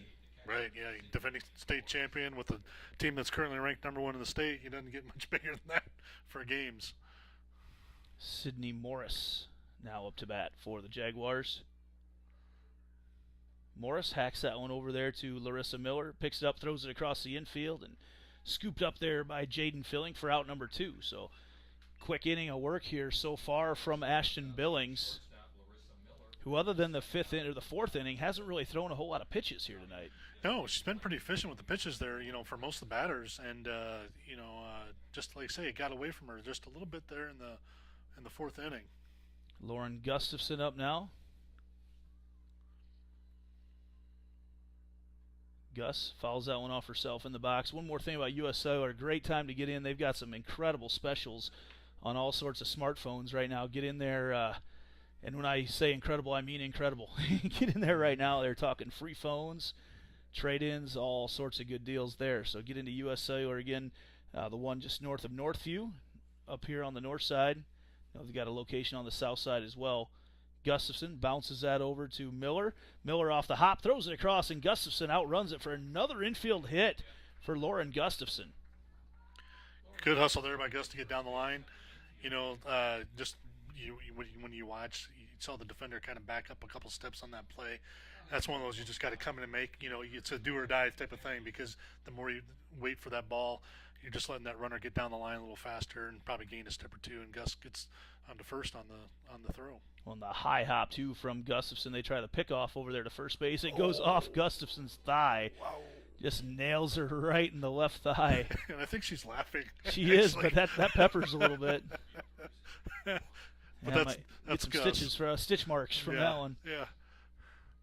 Jordan Kennedy up to bat right now for the Jags. The Hawks not afraid to use that. That was a pitch out. I mean, they're not afraid to use that move. They've done it 3 times so far here tonight. Gustafson's speed, certainly a threat to steal. Here's Kennedy. Kennedy bounces that one up through. That's going to be flicked over. They're going to throw across, and that is out number 3. So no chance for the double play. Jaguars no runs, 1 hit, 1 left on base, no Hawk errors, and we move to the top of the 6th. Game continues to move at a pretty good pace here tonight.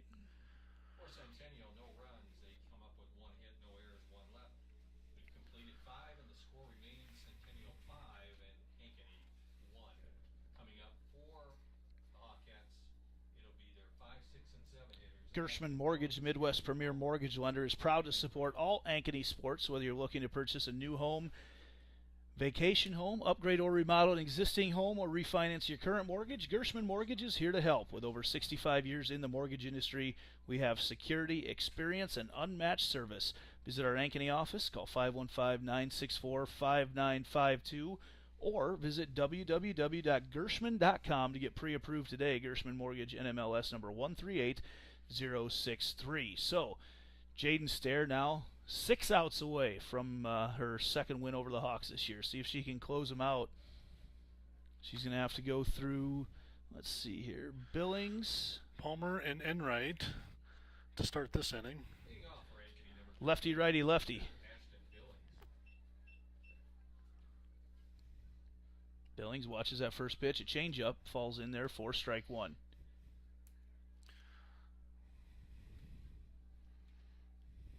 Jags still playing their bunt defense right now. That pitch just missed on the outside corner. I don't want to bring any bad mojo, but this is eerily similar to a situation in the first game. It really is. About a month ago. The same thing. Don't say it. I know. The announcer's curse. I don't have 12 innings in me tonight as that ball's fouled back. Not only 12, but then another 7. They played 19 innings that night. Yes. I was afraid the Ankeny police were going to get me for being out past curfew. Yeah, that game got, and then the Jags had a game. That was on a Thursday night. The Jags had a tournament at North Polk the next morning at 9 o'clock. Yes, yep. So late to bed, early to which rise. Tonight, Jags have a tournament tomorrow at DCG right away to start today. I think that's at 11, though, so a little extra sleep. 0-2 the count right now to Billings. Swung on, fouled off. Score report from baseball in the bottom of the, looks like 5th. Looks like the Hawks lead right now 3-2 over the Jaguars. Hawks win 1, they win the conference title. Jags win both, they win the conference title here tonight. So some implications over there. 1-2 the count right now to Billings from Stair. Misses upstairs. Good idea there. See if she'll bite on the high pitch, which she didn't. But, she had a little room there to work with on a 1-2 count. Here's the 2-2. Outside, fouled off. Again, out of play. Over into the bullpen. No one working there for Ankeny. In fact, Billings here, the pitcher who's up to bat right now, has done very, very well tonight. She's given up 6 hits and 5 runs, but there's been 3 errors, and I'm not sure, as we look at the stats here, when we add them all up at the end, I'm not sure any of those runs have been earned.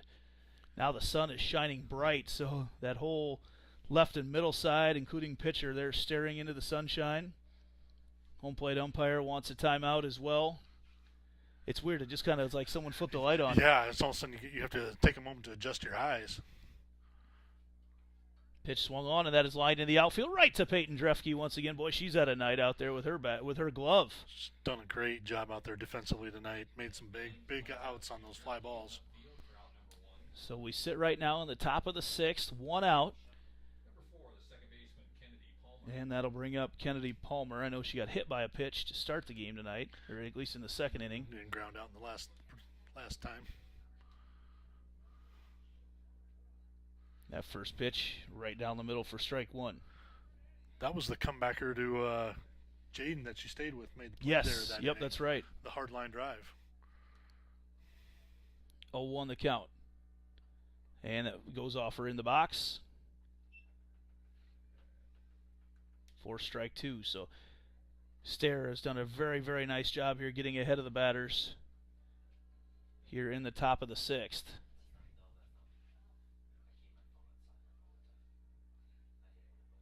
The 0-2. Stair lined over, and Starr can't quite get it as it goes into that just past third base. And now runner on first is Kennedy Palmer. And we move on to Reagan Enright. Just a little more than I think Jane wanted to get a plate on that pitch there. Yeah, 0-2 count. Yep.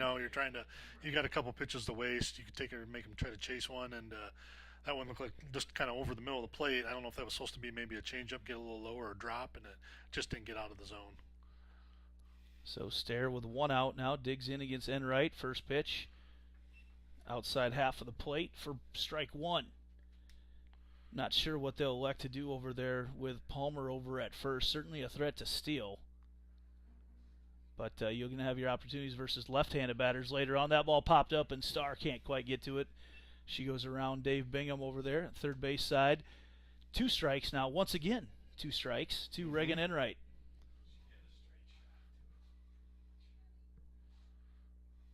Reminder, after this game, we'll take about a 25-minute break or so and be back with game number 2.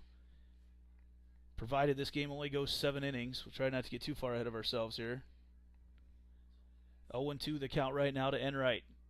Pitch hacked up the middle, and it is drops, and it's going to roll foul. Oh, boy.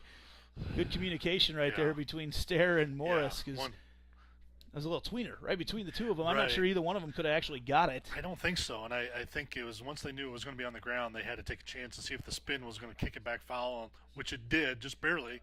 But it was the right thing to do in that situation.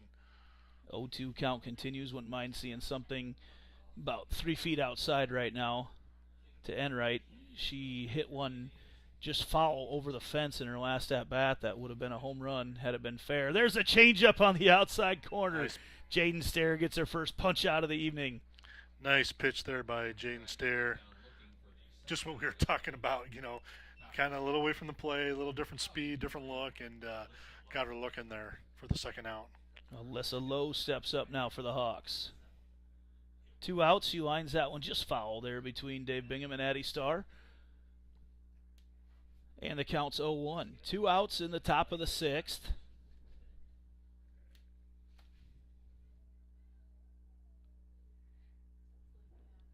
Alyssa Lowe with Kennedy Palmer over there at first.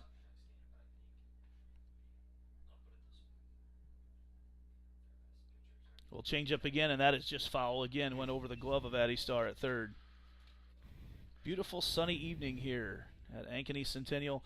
They talked earlier in the week about 30-plus mile-an-hour winds that we may see tonight. That is certainly not the case. It's a really pleasant evening outside. A little warm, but what do you expect on June 30th?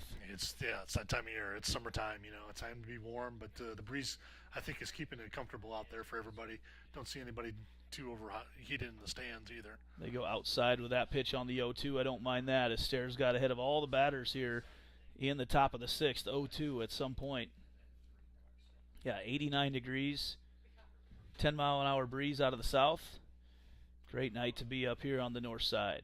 1-2 the count. Inside she goes, and nice. A swing and a miss, and Stair heating up here at the end, gets her second strikeout. The last two batters here. We'll be back with the bottom of the sixth right after this. This is Centennial Digital, driven by Freedom Tire.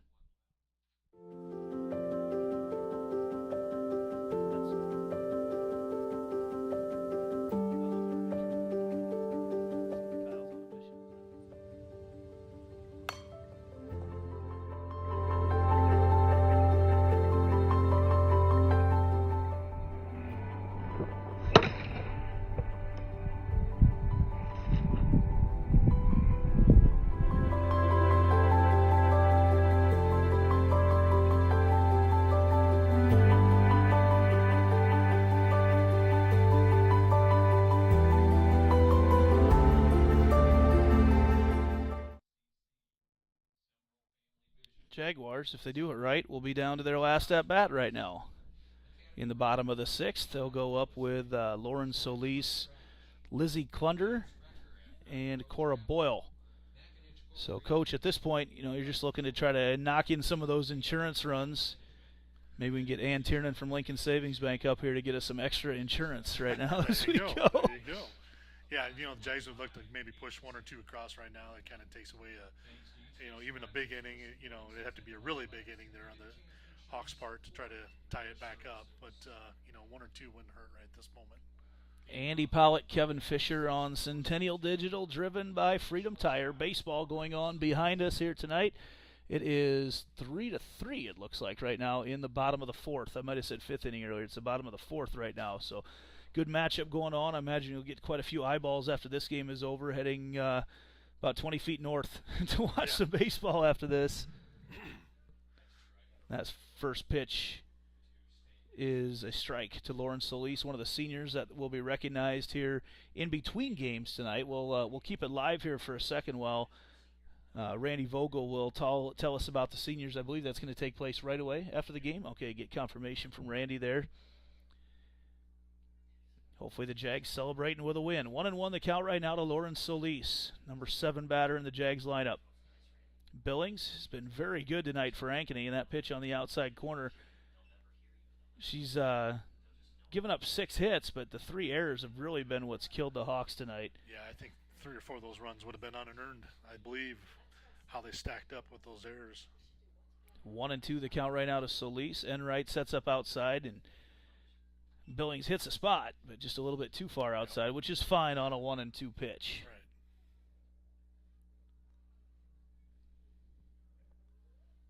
We will keep things here after the game for a few moments as we recognize our seniors. Solis hacks that one up the middle. Palmer steps over, throws it across, and gets the out. Kennedy Palmer has had a night there with her glove at second base, the junior. Also a pretty good night with her bat.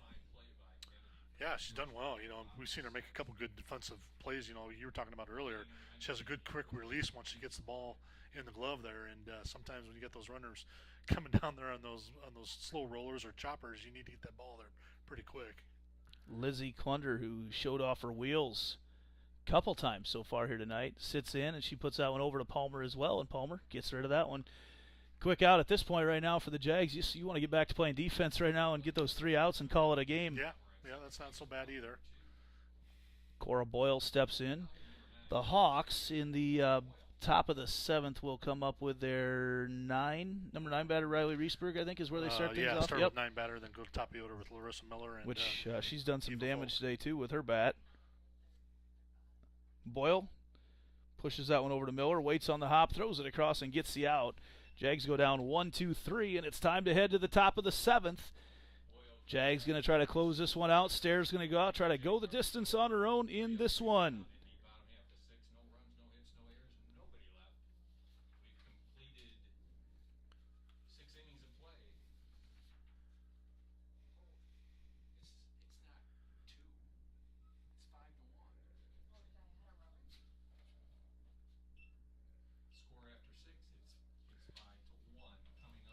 After the game tonight, be sure and stop by Cabaret Sports Bar and Grill for the best wings in town. Summer's a great time to enjoy their patio. Catch a game with friends and family. Stop by for lunch anytime to try their huge variety of salads, pizzas, burgers, or their famous tenderloins. And it's Thursday night. Kevin, you know what that means. It's karaoke night on the north side. So you can bet you'll see some Jags parents heading there to enjoy that patio, especially as the sun goes down with a little breeze tonight. It's going to be a beautiful night. Heading into a long holiday weekend. Beautiful place to go tonight after the game. Don't listen to me sing. It's very off-tune. I was very excited early on. We had 3 of the softball players for the Jags singing the national anthem. Did a beautiful job. Allie Edwards, Ruby Sprecher, Addie Pollock came up after the starting lineup to sing the national anthem. They quickly realized that running up the stairs and singing the national anthem maybe wasn't the best idea, but got her done. First pitch from Stair, misses outside for ball 1. They did an awesome job. We will post that video probably tomorrow of them singing. Right now, though, Jags leading 5-1.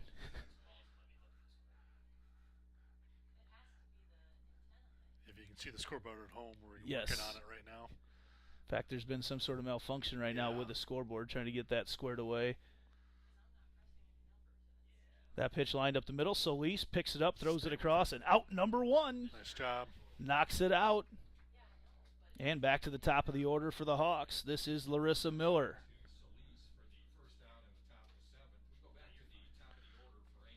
Took a little bit of a funny, kind of a higher hop. It got up a little on her, but she held it tight against her body to secure it first, and then once she got it in her hand, made a nice throw over there to get the out.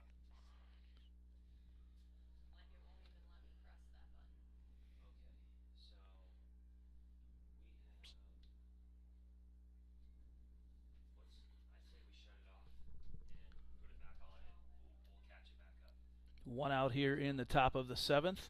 That pitch lined over. Addie Starr can't quite hang on to it, and Larissa Miller was thinking about second, but Peyton Drefke quickly got it back in, and with 1 out, take the sacrifice out of play right now with the Hawks.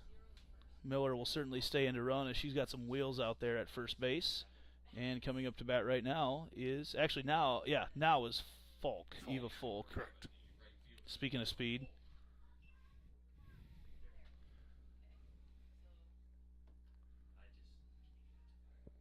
We are in the top of the 7th right now. Jags trying to close this out. Stair goes way inside on Folk for ball 1. Curious to see how she pitches to this top part of the order right now when, just trying to get the outs.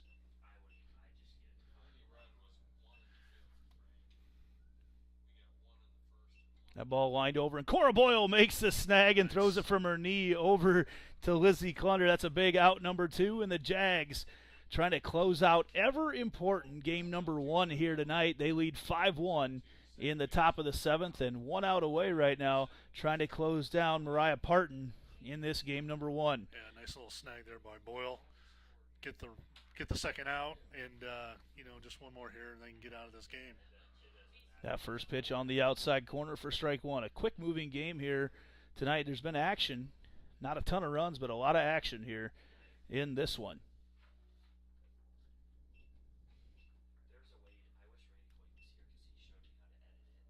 Pitches upstairs there to Parton. Big lead out there at second base from Miller.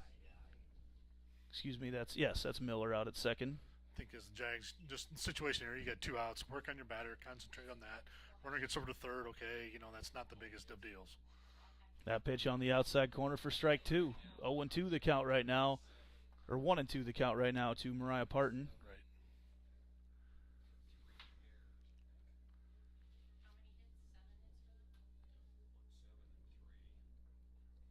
And here's the pitch. Swung on, that's popped up, and Corboyle makes the play, and the Jags come out with the ever-important game number 1 win, winning that one 5-1. We're going to keep things. Actually, we're going to run a couple quick ads, and we'll be back. Stick around because we're going to recognize our seniors here right after this. The Jags victorious in game 1, 5-1 here on Centennial Digital, driven by Freedom Tire.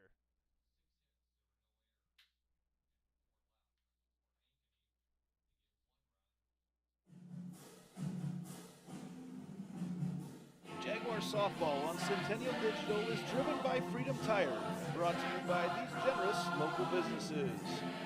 Part of Ankeny Animal Hospital, Cabaret Sports Bar and Grill, Ted Sandine Photography, the Ankeny Real Estate Group, U.S. Cellular, Made in the Shade, the Edward Jones Office of Ken Patterson, Smash My Trash, and Semro Family Vision.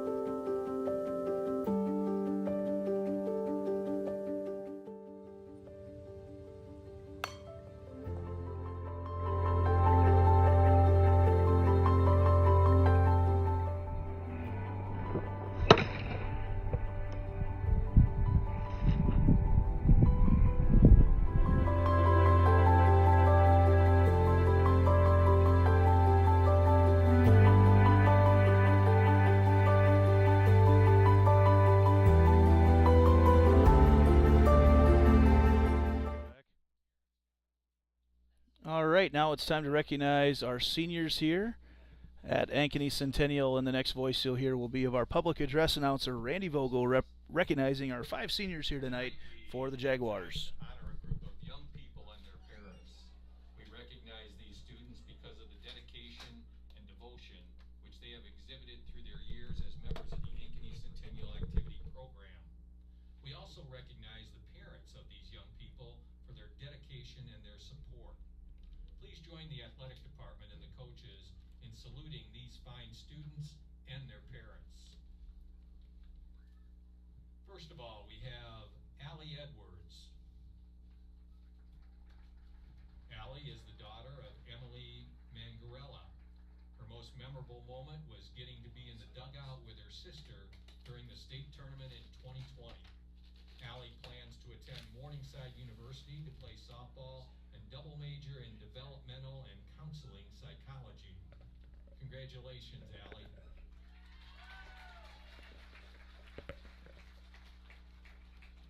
Next up, it's Mallory Hoganson. Mallory is the daughter of Kira and Steve Hoganson. Her most memorable moment was making the most of long bus rides and jamming out to pump-up songs. Mallory plans to attend Minot State University to play softball and major in physical education with a minor in coaching. Mallory Hoganson, congratulations. Next up, number 19, Lizzie Klunder. Lizzie is the daughter of Joe and Lindsay Klunder. Her most memorable moment was playing Ankeny for the regional in 2021 and then going on to beat Indianola to make their second consecutive trip to state. That same night, after having a team celebration at Blimpie's, Lauren Gustafson backed into her car in the parking lot. Exactly a year to the date that her car was totaled in the Centennial parking lot during practice. But it didn't matter because the team was going to state. Lizzie plans to attend Iowa State University and major in architectural design. Congratulations, Lizzie Klunder.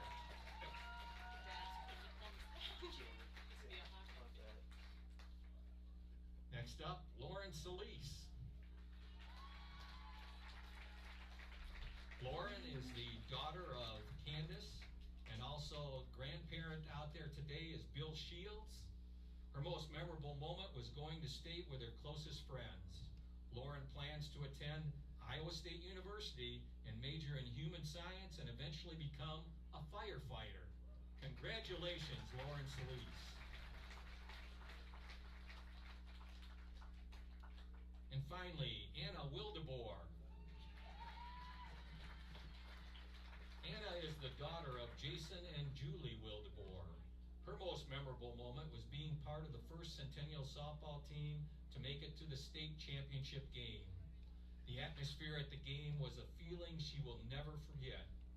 The way the community stepped up and showed their support for the team during state week was amazing. Anna plans to attend the University of Northern Iowa to double major in real estate and finance with the goal to have a career in commercial real estate.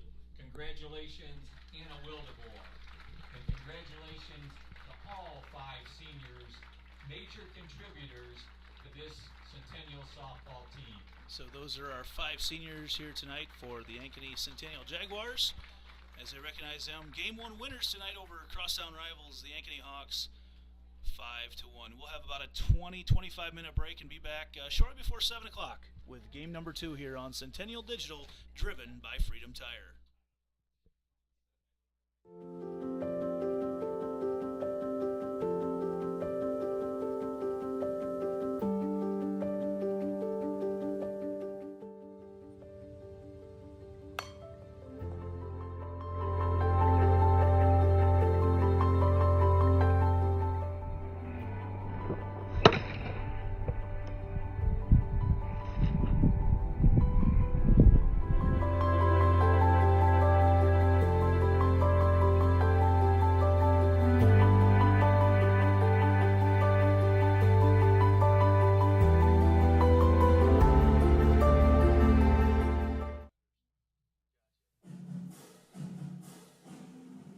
Jaguar softball on Centennial Digital is driven by Freedom Tire and brought to you by these generous local businesses.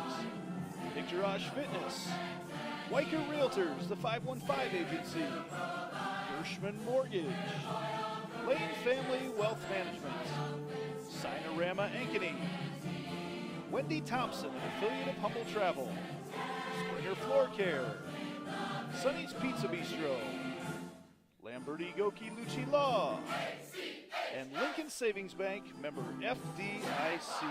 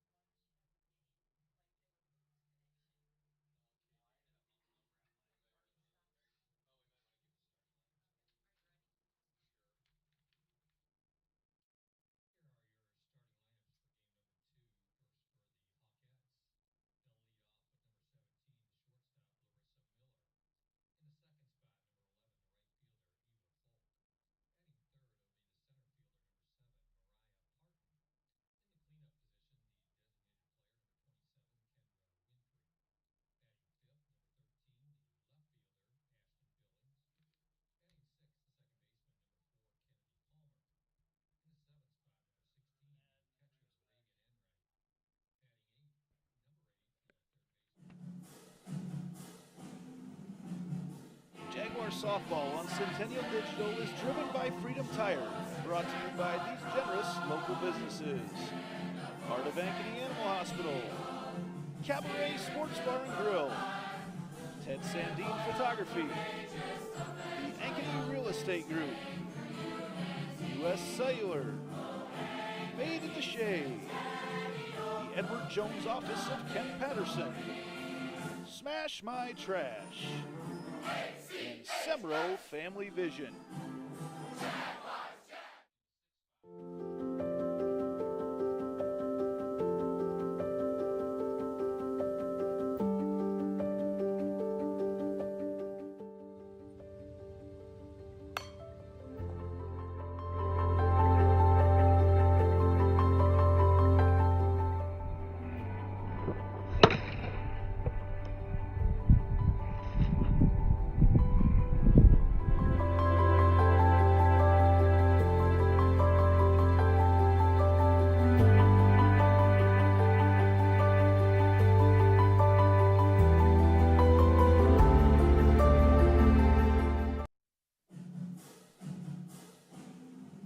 Jaguar softball on Centennial Digital is driven by Freedom Tire and brought to you by these generous local businesses. Big Garage Fitness, Weicker Realtors, the 515 Agency, Gershman Mortgage, Lane Family Wealth Management, Sinorama Ankeny, Wendy Thompson, an affiliate of Humble Travel, Springer Floor Care, Sonny's Pizza Bistro, Lamberti Goki Lucci Law, and Lincoln Savings Bank, member FDIC. And we're back on the north side. Andy Pollock and Kevin Fisher with game number 2 on the softball field. Ready to get started here shortly. It looks like in the top of the 6th or 7th inning over there. The Hawks have tied things up on the baseball side. You can tune over there and watch the finish of that one if you would like as we get things rolling here over in game number 2 on the softball field. Jags were winners in game number 1 tonight, 5-1, and that's a big one. That's kind of what the rankings, the state, what they look at. A lot of that game number 1, and so a big win for the Jaguars. A little bit different lineup here in game number 2. Cora Boyle starting things off in the circle. Mallory Hoganson will be catching. Sydney Morris over there at third. Lauren Solis at short. I didn't see who's out playing second. Oh, Claire Suarez is out there in second. And then Lizzie Klunder at first base. Peyton Drefke in left. Mackenzie James in center. And Allie Edwards getting the start there in right field. Leading things off for the Hawks, Larissa Miller once again. So our first inning tonight is brought to you by Lincoln Savings Bank. Since 1902, Lincoln Savings Bank has been loving the people we work with and the customers we serve. If you're ready to experience better banking, come experience Lincoln Savings Bank, member FDIC. So Miller and the Jags in that first game were so good about keeping the Hawks off the base paths, all that speed off the base paths early on in innings. And then when they did in the later innings, a couple double plays, great defensive plays kept them off. Quick little bunt there by Miller. Boyle throws it over and gets the out. Nice stretch over there by Lizzie Klunder, and one pitch, one out there for Cora Boyle. And last night against Ames, she worked incredibly efficiently. Yeah, it sounded like she had a really good night just against Ames. She was very efficient. A lot of short pitched innings in terms of numbers. And just like you were talking about, right away they make the defensive play on the bunt. Eva Folk, the speedster, up next. Starts in the back of the box. Watches the first pitch just stay upstairs for ball number 1.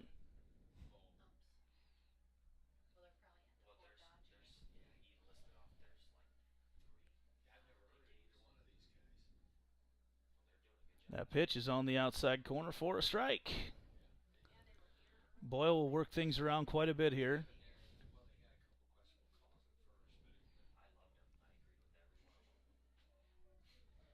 One ball, one strike, one out here in the top of the first. That ball upstairs as well to Folk. And it's 2-1.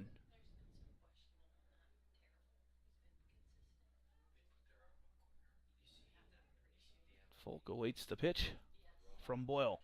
Swung and a miss. Actually fouled that one off.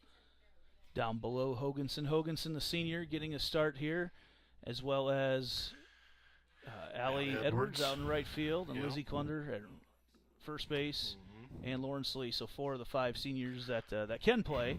Anna Wildebor, that other senior, not able to play this year due to some health issues. And nice gesture by Coach Delaney, get all the seniors in here tonight. That pitch is strike 3. Nice. Boyle, the off speed to the slapper. Falk gets her looking for the first punch out of game number 2. Nice switch of speeds there. Cora Boyle caught the corner and gets the strikeout. Mariah Parton digs in right now against Boyle. First pitch is a strike. Right at the knees there from Boyle. Boyle trying to pick things up right where she left off in game number 2 against Ames last night. Goes with a drop ball. That, they're giving up on that. It's almost a rise drop. They're giving up on it a little bit early. I think they're seeing it, out of the hand. It's up there high, and as it drops in, by the time it's reaching the catcher, it's at a totally different level. 0-2 pitch to Parton. Goes to the fastball outside, misses. Maybe a little bit upstairs. No movement on that pitch, but you're going to get a lot of pop-ups with that type of pitch from Boyle. 1-2 the count to Parton. There's the fastball, and Klunder digs it on and has to hurry. Oh, miscommunication. She thought Suarez was heading to first, and Klunder, that's an infield hit there for Parton, has the wheels. Klunder had it, thought she could go do it by herself, and then decided that she was going to flip it to Suarez when Parton turned on the wheels. And a little miscommunication there. Gets the first base runner on here for the Hawks. Yeah, in that situation there, just once you got the ball and you're that close, 2 players that close to the bag, the person with the ball should just, go ahead and take care of it. And I think Lizzie just saw the speed coming there. And throw just a little bit late there. Stolen base there for Parton. Definitely a threat. Any base that she's on, but that is a swing and a miss there from Winfrey. Did see Aubrey Lensmeyer will be pitching for the Hawks here in game number 2, not Winfrey. That pitch is a swing and a miss. Checked her swing, not in time, and it's 0-2 to Winfrey. Top of the first, 2 outs. 0-2 the count. Mariah Parton standing at second base for the Hawks. Goes way outside with a pitch. Not a bad 1-2. Yeah, no reason to try to throw anything too much on the plate on a 0-2 count. I know that gal. Fans in the stands. There's a 1-2 pitch, and outside. No, I thought the celebration from Hoganson right away. I think she thought maybe that that Boyle caught the outside corner. She jumped up, but ball is called, and I think that's the right call. It was a little bit outside, and now it's 2 balls, 2 strikes, and 2 outs to Winfrey. That pitch misses upstairs. See what Boyle comes back with on the full count delivery.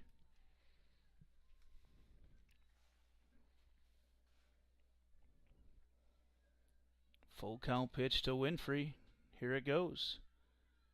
Goes that rise drop again. Backhanded over there by Solis from her knee across the infield. Not in time. Quickly rounding the base. So Mariah Parton. And she never slowed down rounding third at all. And that's with those wheels right there. She is able to score on the infield hit by Winfrey. Yeah, Parton just kept coming around the base there, knowing that it's one of those if either it's an out or I score a run, and just because of the depth Solis had to go to make that play on the fielding part of it, they were able to beat it out at first and get the run across. Now Ashton Billings comes up against Boyle. That pitch lined over, and Solis going to have to quickly get it across, and she does in time to Lizzie Klunder for out number 3. Hawks draw first blood here in game number 2. They lead 1-0 off 2 hits in the top of the first. Back after this on Centennial Digital, driven by Freedom Tire.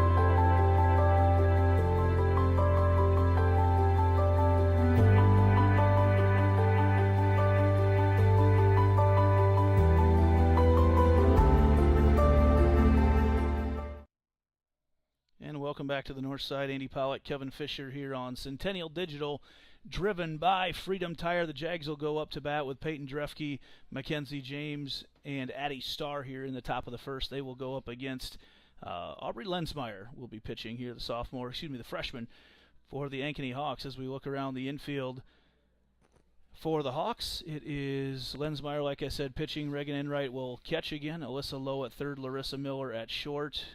Kennedy Palmer still out there at second. Jaden Filling still out there at first. And then around the outfield, obviously Parton in center, Falk in right, and Ashton Billings has moved over to play left field in place of Riley Reesberg, who was there in game number 1.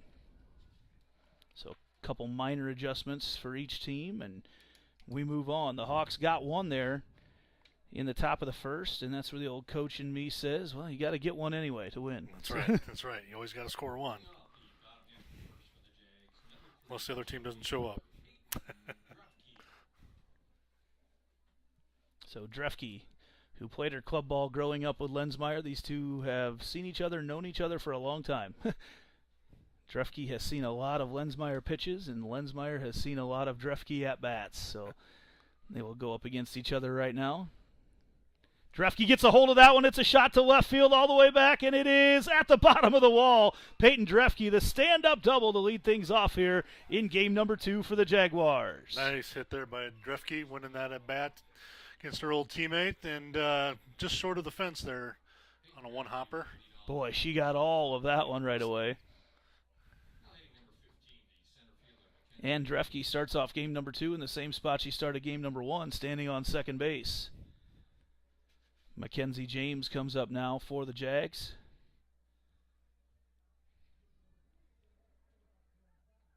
Boy, the infielders had spread out a long ways. There's a lot of room up the middle there for James.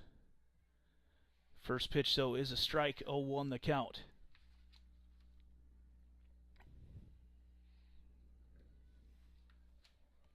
James shows bunt. Nice bunt. She is safe there, and the throw is in time at first. The umpire showed right away. It almost looked like there might have been some contact between her as she headed out of the box, but umpire says no, everybody's safe. But nice play there by Enright to throw her out at first base, and that moves Drefke over to third, and Addie Starr now comes up to the plate. Jags playing small ball tonight, more and more of that recently. They go way outside to Starr. They try to pick off Drefke, and ball squirts away momentarily, but I think she did the right thing. Yeah, I think she did too. The ball didn't quite get away far enough there for her to try to make that attempt.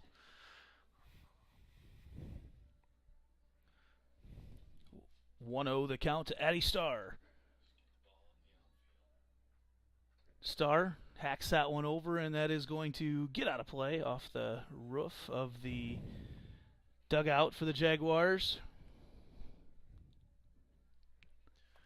And it's 1-1. Sure, Addie will be looking to see if she can drive something to the outfield, make it a little easier for Peyton to come across with the one out only. Starr again gets underneath that one, and it is caught over there up against the fence. Nice play by Jaden Filling. She disappeared behind the dugout. Couldn't have been a whole lot of room over there. No. So the leadoff double for Drefke now. Quickly, there's 2 outs, and Sydney Morris going to try to knock her in.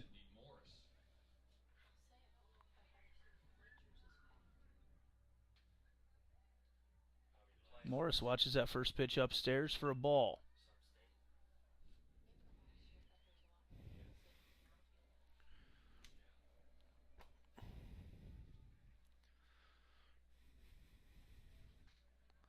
Oh, Morris goes after the changeup. Big cut for strike 1. I know it's only the first inning and you try not to make it too big, but these are the situations you get a leadoff double with Drefke, and now you get 2 outs and you haven't pushed her across yet. You know, these are the things that you got to be successful. Yep. Come tournament time. You got to start making the runs when in these types of situations. No doubt. Count now 2-1 to Sydney Morris, and she's a good one to have up to try to knock Drefke in. Jags win over in the baseball side. They win 5-4. Heard some music up there as that pitch misses outside, and it's 3-1 to Morris. So big win for the Jaguars, and conference race right there. In fact, I was told if they win them both tonight, they'll be in the driver's seat. So we'll have to see. I haven't verified that, but heard that from a Hawk parent who I've known for a long time. I don't think he would lead me astray. Morris goes after that little drop ball again, and now it's a full count to Sydney. Took a big swing at that yes, one. She did. She was looking for something to drive there, and the ball kind of fell. The bottom fell out, and Sid just swung right over the top of it.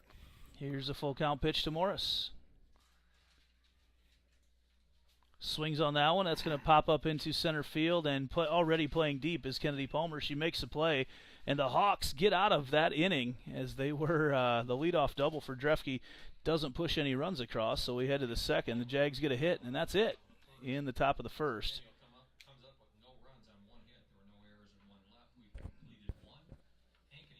So we head to the top of the second right now. Don't forget to stick around after the game. We've got some huge names mentioned after game number 1, but don't forget to stick around and find out who our Lamberti, Goki, and Lucci Law player of the game is. Your local attorneys and a team to fit your legal needs. Reach out to us at LGL Law 515-964-8777 or online at AnkonyLaw.com. So we sit here in the top of the second. Jags, like we mentioned, were able to win game number 1 tonight, 5-1. And the lineups shift around just a little bit. A couple different pitchers here in game number 2, a couple different fielders.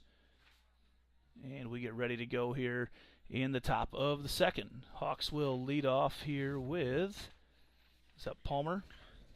I'm sorry. I believe it's Kennedy Palmer. Palmer, correct. Yep.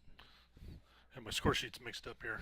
Yeah, that's moving from game 1 to game 2. It's a frantic pace of writing down lineups. And yep, that's right. If they happen to remain the same, keeping things, just play on the same that's score right. sheet. Yeah, I was kind of analyzing, doing some, just running numbers and looking at things. Palmer showed bunt initially, pulled back, and that pitch is just outside from Cora Boyle. Sometime around the third or the fourth inning, we will have our U.S. Cellular call of the game. We've got a couple young Jaguars coming up to make that call here tonight as Boyle missed on the inside on that pitch. And the count's 2-0. So not much given extra in this one, which is fine. It's something the pitcher's going to have to adapt to a little bit. 2-0 the count right now to Palmer. And there's a strike on the outside corner. That light switch again. Yeah. The light kind of went, the lighting went away. It was so bright earlier. The outfielders don't mind a bit. There's that drop ball hit out to Mackenzie James, who casually catches the can of corn in the outfield for out number 1. So got Palmer on a half swing on the off-speed pitch. And that'll bring up Reagan Enright.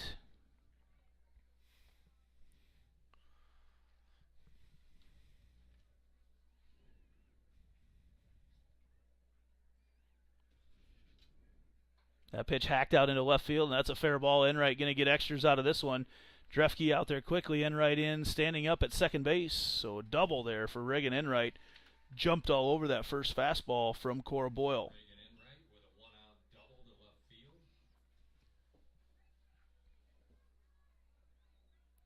Timeout called as Alyssa Lowe steps up to the plate. Probably get a courtesy runner here. Another Heart of Ankeny Animal Hospital substitution. Thanks to Dr. Stacy Munger and crew for sponsoring our substitutions in tonight's game. Leah Davis coming in to run, senior. And this is Alyssa Lowe that is up to bat right now for the Hawks. Sitting here in the top of the second, 1 out.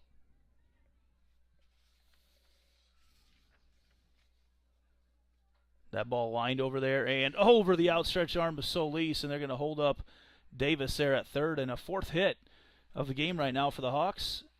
And that'll bring up the pitcher, Aubrey Lensmeyer.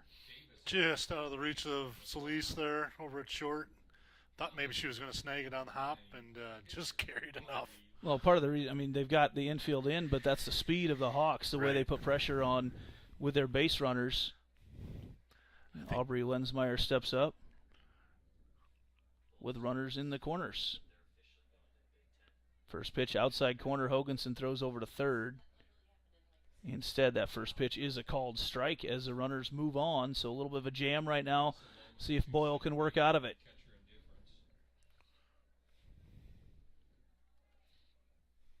Davis over there on third.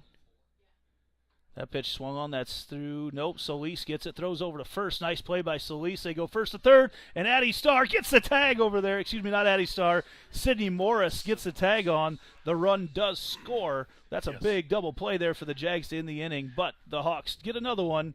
And that's where we stand right now. 2-0 Hawks as we head to the bottom of the second here on Centennial Digital, driven by Freedom Tire.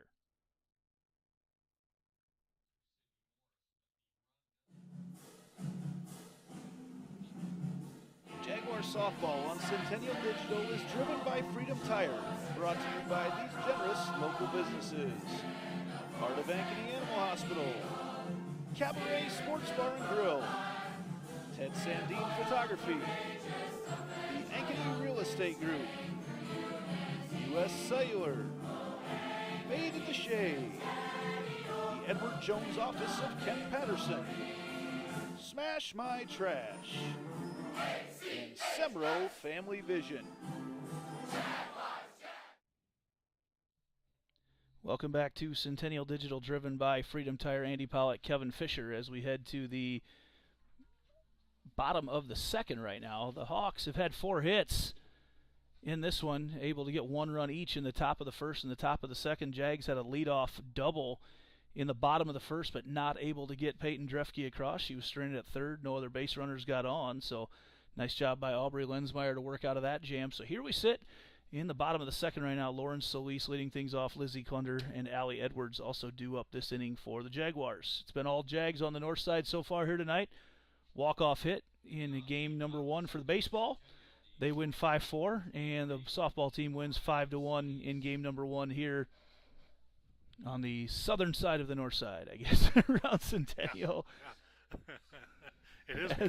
It was kind of the far north side, but as the growth in Ankeny continues to go to the north, in almost all directions. Yeah. We're more central here on the north side.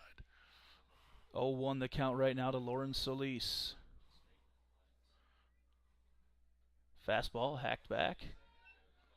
It's going to hit the concrete behind us, and Lensmeyer quickly ahead in the count 0-2. Bottom of the second inning here, nobody out. 0-2 the count to Lauren Solis. Solis plans to attend Iowa State, major in human science, and eventually become a firefighter. That pitch outside for ball 1. Didn't miss by much, but it's been a pretty tight zone so far here tonight, which I'm all right with. I've seen Aubrey Lensmeyer pitch in the past, and if you're going to give her anything, she will take it. So I'm all right seeing a tight zone against Aubrey Lensmeyer in the circle. Here's the 1-2. Solis, swing and a miss. Lensmeyer gets her first strikeout of the night. Lauren Solis goes down swinging for out number 1 in the bottom half of the second. Out hitting number 19, the first baseman, Lizzie Klunder. Lizzie Klunder steps back up to the plate. She had a nice game number 1, did some things we haven't seen out of her in the past. Fouls that one back to the fence. Yeah, she had a nice little bunt there in the back in the about the 4th inning of the first game. Moved the runner over, but she was able to get on also at the same time. Just the placement of the bunt was just so she was able to get down to first and beat the throw. Lensmeyer ahead in the count again, 0-1. Misses on that fastball to Klunder.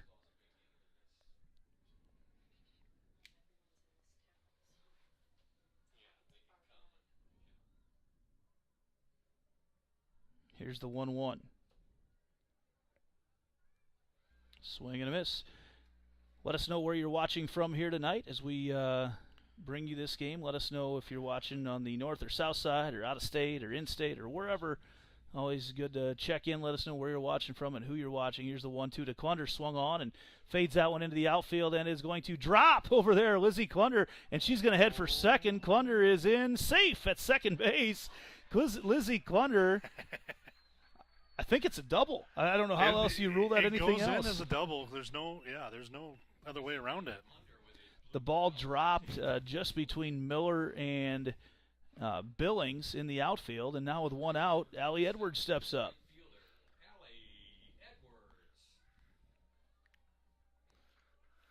So Clunder at second, in business now for the Jags. They had a runner at second in the first inning, too. Edwards trying to slap one out there to right field. Lizzie with the foot speed tonight. She must have had biscuits and gravy. That's her favorite meal. I know that's a little inside story. Okay. But biscuits and gravies are one of her favorites, and maybe she had some of that earlier today. Well, whatever it is, keep feeding it to her. Senior coming through here tonight on senior night. Edwards swings at the rise ball, and it's 0-2 to Alley.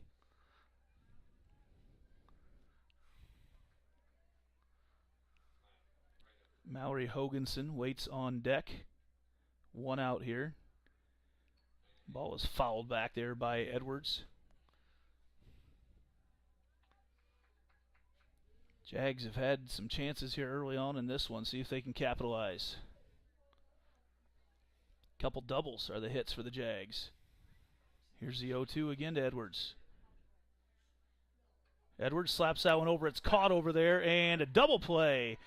Jags were able to get one in game number one, and the Hawks just turned one there. Kennedy Palmer catches it, flips over to Larissa Miller, and another base runner stranded there for the Jags, not able to get any. And we head to the top of the third here on Centennial Digital, driven by Freedom Tire. A couple opportunities, and you mentioned it earlier, these are the runs as the postseason starts happening. Those are the ones we want to start pushing across, and not able yet to quite push that across.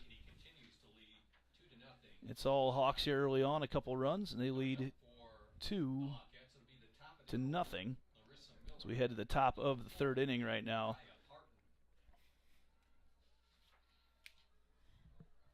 Third inning's a good time to tell you about the Ankeny Real Estate Group. Visit their website at www.liveankeny.com. See, there are 3 ways to sell your home in Ankeny. That's www.liveankeny.com. Thanks, as always, to Michael Heider, Colin Pansy for their support of so many activities all around Ankeny. You'll see those guys everywhere. Big supporters of the streams here on Centennial Digital. And we head to the top of the third. And the Hawks are going to go back up there with their leadoff batter, Larissa Miller. Edwards kind of guided that one. I thought it's a well hit ball, but just right to where Miller was. Yeah. They had adjusted her over just a little bit to the hard swing of Edwards. Yeah, not much you can do about it in that situation. But again, we talk about base running and all those things. You know, you got to be focused. Line drives, know where they're at. Especially in the situation on a 2-out count, yeah, you're taking off. But on 1 out or no outs, you got to be careful where that ball's going.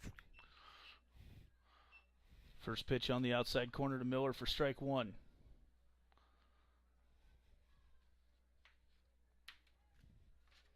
A little bit of a lineup change here. We did get one of the better bats for the Jags out of the order here with Addie Starr not playing in this game too yet. I wouldn't be surprised if we see her swing a bat as things stay close throughout the course of this game.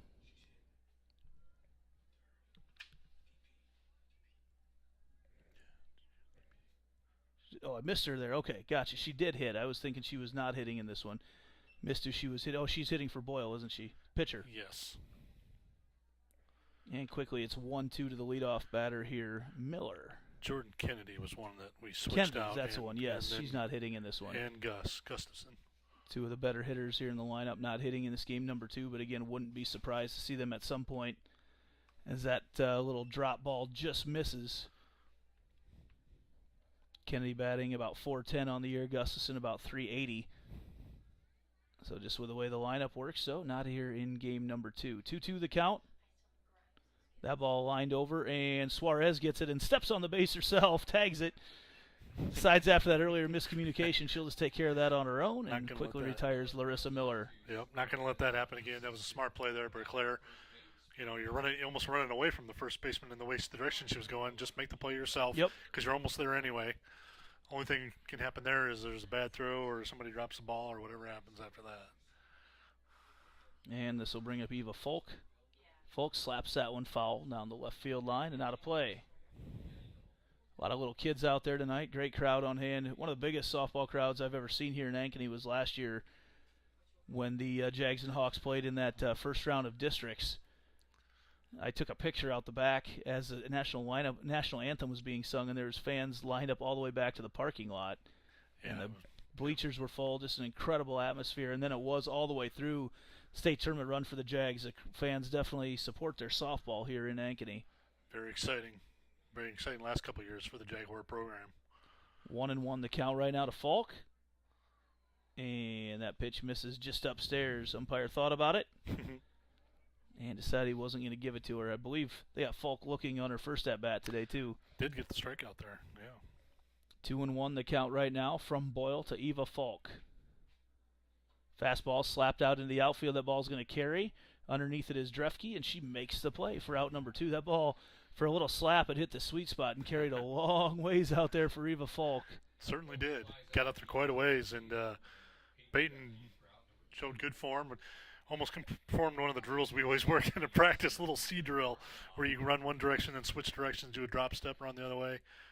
Just kind of a textbook catch. Especially that wind that's blowing out there. Not as strong as what they initially expected tonight. They were talking that we could be seeing 30-mile-an-hour gusts tonight, and it's really just turned into a very, very pleasant evening as the shadow of the press box start to creep out onto the field.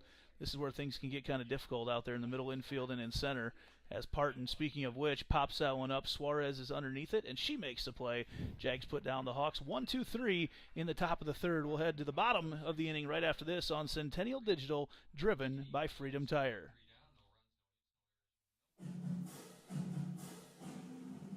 Jaguar softball on Centennial Digital is driven by Freedom Tire and brought to you by these generous local businesses. Picturage Fitness, Weicker Realtors, the 515 Agency, Gershman Mortgage, Lane Family Wealth Management, Sinorama Ankeny, Wendy Thompson, affiliate of Humble Travel, Springer Floor Care, Sonny's Pizza Bistro, Lamberti Goki Lucci Law, and Lincoln Savings Bank, member FDIC. We head to the Jaguar half of the third inning right now. Aubrey Lensmeyer scattered a couple hits for the Jags. Mallory Hoganson coming up, Claire Suarez, and then back to the top of the order for the Jags here in the bottom of the third. Hoganson, senior, getting the start tonight at catcher here in game number 2. Her most memorable moment was making the most of long bus rides and jamming out to pump-up songs. Plans on attending Minot State University to play softball and major in physical education with a minor in coaching. I know Hoganson, a leader on this team, named the captain of the track team this last year as well. A very good leader out there in the school here at Ankeny Centennial. We'll certainly miss her next year. First pitch to Hoganson. She grounds it over there to Kennedy Palmer, who flips it over and gets the out number 1. Kenny Palmer certainly had a workout here tonight at second base. Might need some ice for her shoulder when the game's over. She's made a lot of little flip throws there over to first. Made a lot of good stops. Now Claire Suarez steps up. Jags need a long inning, making the middle infield of the Hawks look into the sun. Suarez swing and a miss. Kind of off-balance swing there. Don't want to get back out there. Wait till get back out there until the shadows are covering the whole field to play some defense. Suarez swing and a miss, and it's quickly 0-2 from Lensmeyer. Lensmeyer has a lot of pitches in her arsenal. We'll see what she goes with here on the 0-2 to Suarez. Fastball down the middle. Suarez fouls it away.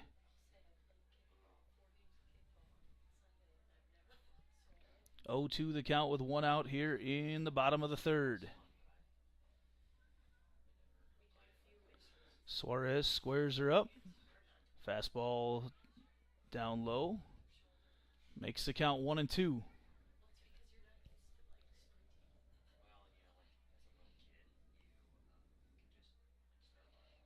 As Lensmeyer stares into that sun. That pitch is low as well. Evens up the count at 2 apiece. Suarez, on and off game 2 starter throughout the year. Usually will start when Cora Boyle is pitching, which happens to be tonight. That's right. 2-2 the count right now to Claire. That pitch is low as well. Oh, we rung her up on it. 3 pitches in a row that were low, and the last one he said it was high enough. So that is strike 3. Certainly saw Enright reach down a lot for that, and that was not a drop ball. That was a fastball, but yeah, that just looked like that was down on the zone. It didn't look much different than the other 2 previous balls, and if not even a little worse. And he liked it for some reason. Now Drefke back up, fouls the first pitch back to the backstop. Again, if you're going to give any extra room in that strike zone to Aubrey Lensmeyer, she will take advantage of it. Freshman Started to pitch more and more here for the Hawks as the season's gone on. Drefke pops that one up. Enright's going to call everybody off and makes the play for out number 3. Jags go down 1-2-3. Drefke pops up to Reagan Enright to end the bottom of the third. And as we do that, it's time to head to the, wow, already in the top of the 4th right now in this one. As this game is just cooking along right now. Stats can show which team is on the path to victory. They can also show if you're on the path to the retirement you want. If you're just kicking off or want to know if you need to make some halftime adjustments to your current plan, contact Lane Family Wealth Management at 515-322-7971 for your free one-on-one meeting today. And nothing really stands out a whole lot so far other than, 4 hits for the Hawks. I guess that's probably your biggest one. But they were able to knock their runners around. And the Jags, right. I think probably the biggest one would be 2 left on second base in 2 innings for the Jags. Yeah, they just strung together a couple hits there, once or twice. And when you do that, obviously, you just get a runner on base on whatever type of situation. All right. You can push a run across. All right, it is the 4th inning, so we're going to have our call of the game here by U.S. Cellular. And we've got Ellie Pollock and Cam Starr, a couple younger sisters of some Jaguars here coming up to call the game here in the 4th inning. Welcome, Ellie and Cam. You guys will have to talk at some point here. Number 27, Kendra Winfrey. Just put that around your neck, Cam. Oh. Just wear it around your neck. There you go. Right like that. Don't hear anything otherwise. All right.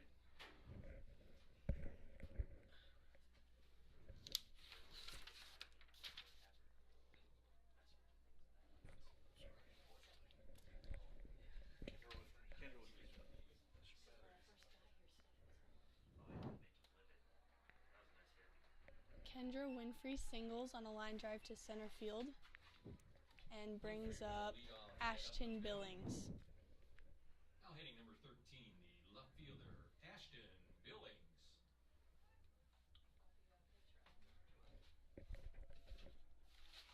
Pinch runner number 12, Jaden Filling, coming in to run. Jaden Filling is running for Winfrey at first base.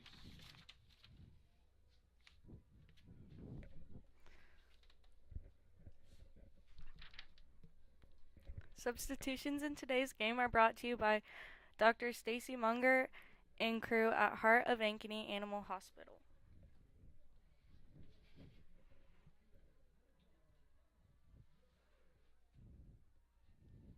And the first pitch is a strike.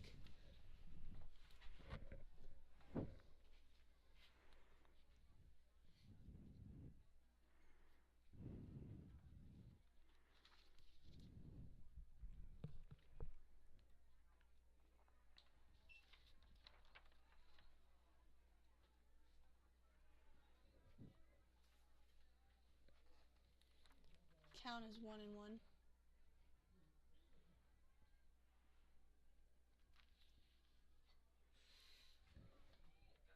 And a pop fly caught by left fielder Peyton Drefke. Billings flies out to left fielder Peyton Drefke for the first That brings out. up number 4, Kennedy Palmer. Now hitting number 4, the second baseman, Kennedy Palmer.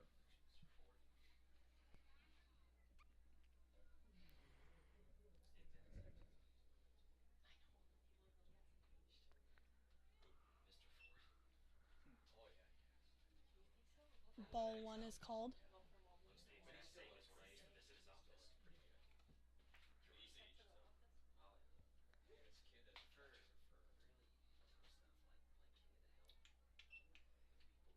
Count is 2-0.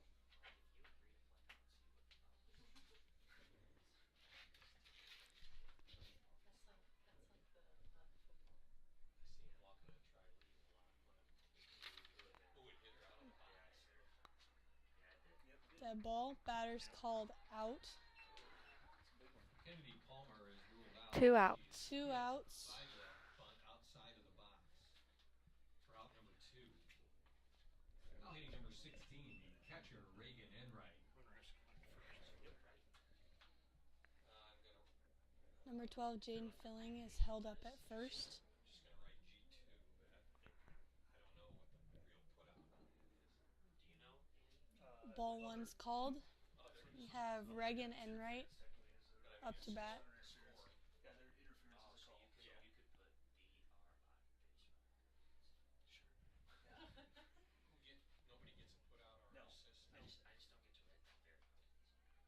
Runner stole second, and she is And called she's out.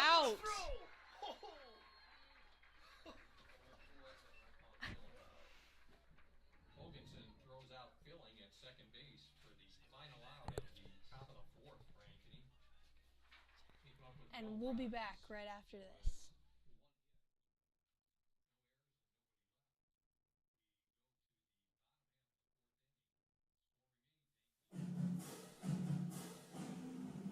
Jaguar softball on Centennial Digital is driven by Freedom Tire and brought to you by these generous local businesses.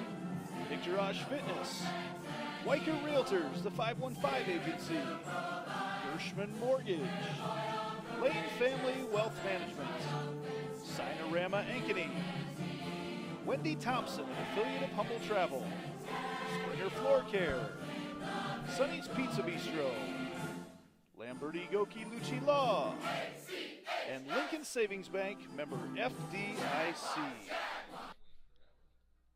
And we're back. I'm Ellie Pollock. And I'm Kami Starr. And we're back in the bottom of the fourth. Ankeny leads 2-0.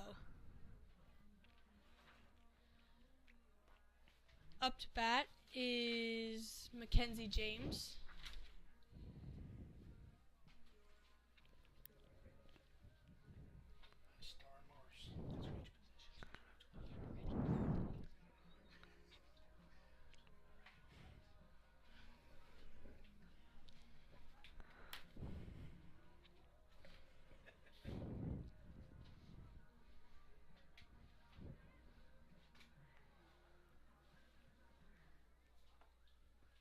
Up the bottom half of the fourth for Centennial, number 15, Mackenzie James.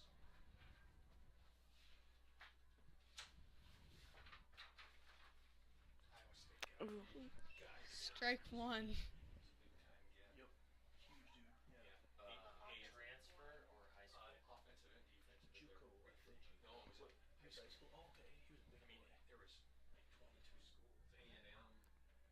And ball one is called.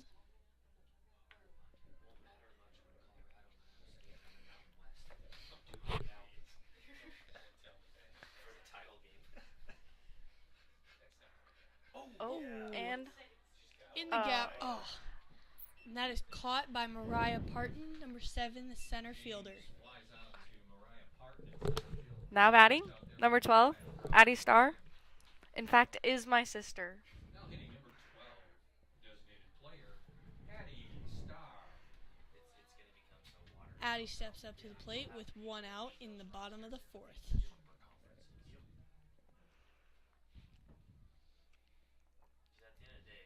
Ball one.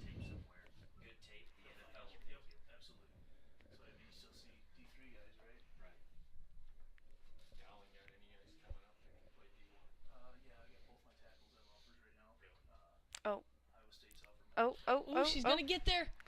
Safe at first. In air.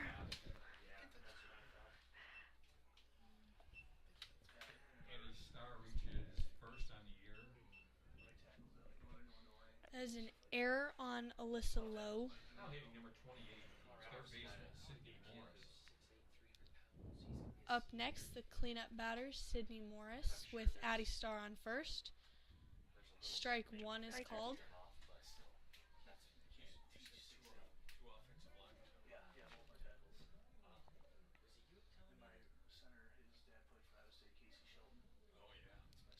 Ooh. And foul ball.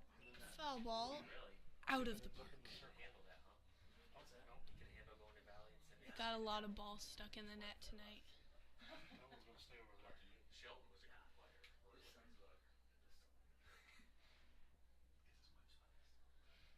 Count is 0-2. And ground ball to shortstop. Goes one. Out at first. Advances Addie Starr to second. 2 outs.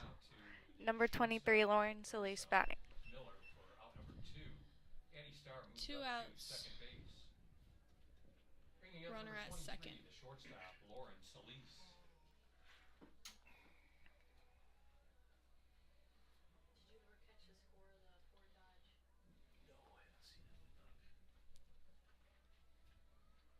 Strike one is called.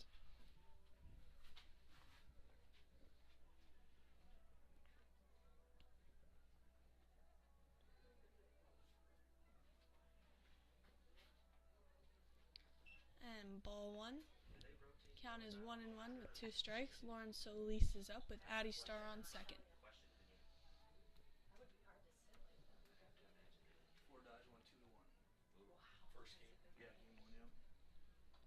Ooh, and a That line is drive. caught by right fielder Kennedy Eva Folk. Eva. Solis flies out to right fielder Eva Falk for the final out of the bottom of the 4th inning. Centennial comes up with no runs. There were no hits. There was 1 error and 1 Okay. left. Completed 4, and the score remains the Hawkettes of Ankeny 2 and the Jaguars of Centennial nothing. Coming up for Ankeny in the top of the 5th, it'll be their 7, 8, and 9 hitters. Nick Jarosh Fitness is our 5th inning sponsor tonight. It's our goal to get the best out of each athlete with our state-of-the-art technology and coaching tactics. We are proud to be the only company in the metro that offers velocity profiling for speed development. Help your athlete reach their maximum potential by getting them a session today. Nick Jarosh Fitness, as always, a huge supporter of sports in Ankeny.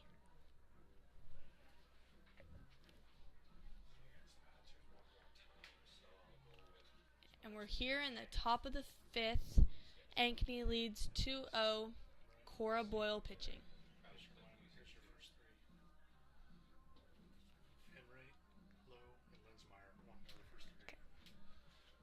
Up first is number 16, Reagan Enright, Alyssa Lowe, and Aubrey Lensmeyer.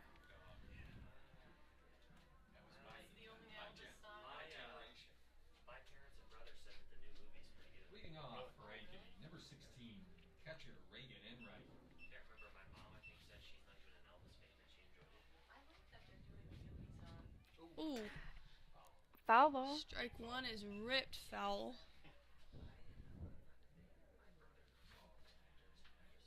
Even going back like 30 years, and I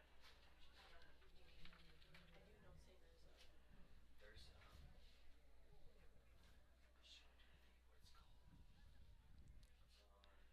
Strike two is tipped off the end of the bat. Counts 0-2 to Reagan Enright, Ankeny's catcher. but the thing that makes this interesting and watchable for people that aren't big into superheroes is that they spin it like, I mean, it's just like any athlete or celebrity. They may be like Ooh, Ball outside side. corner for ball one. so these superheroes are, you know, it just gives a much more human element throughout. What was that? Baseball. Oh, I forgot to tell you guys, when I was walking to the bathroom, a ball came about 3 feet from hitting me in the head. That far? Oh, I just heard and heads up and I turned around and they And landed like out number 1. ground out to Sydney Morris, the third baseman, for out one. Enright grounds out to Sydney Morris at third base for the first out in the That top brings of up Alyssa Lowe, the Now hitting number 8, the third baseman. Ankeny's Alyssa third Lowe. baseman.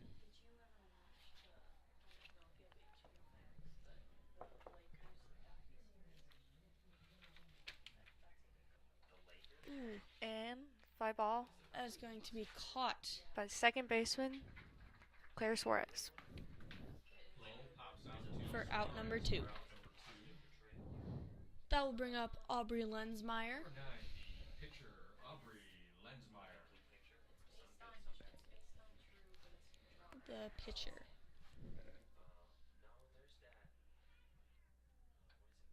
And Is going to be popped up to shortstop Lauren Solis for out number 3.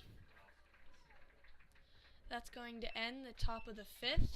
Pops up to Lauren Solis for the final out of the top We're of going the to take a 5th. break. Ankeny goes 3 up, 3 down.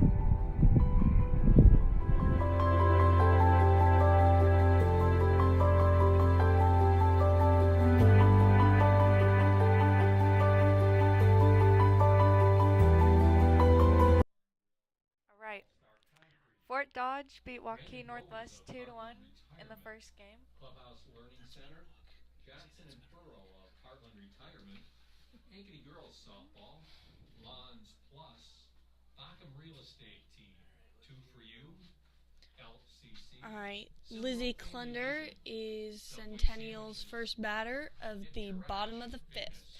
Ankeny leads 2-0.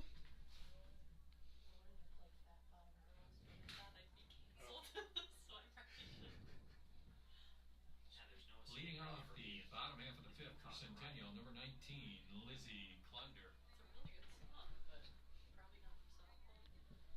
I don't know. There's one year Look out. in the late Ball 1 at Klunder's feet.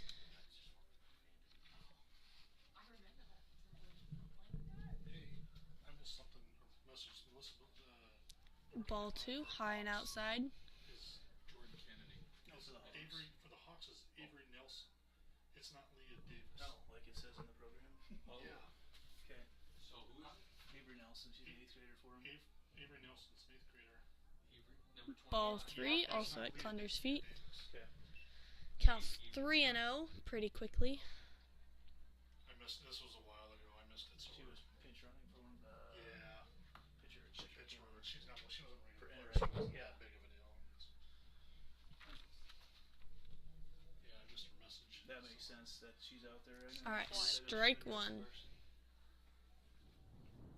Count is 3-1 here. She ran for Enright.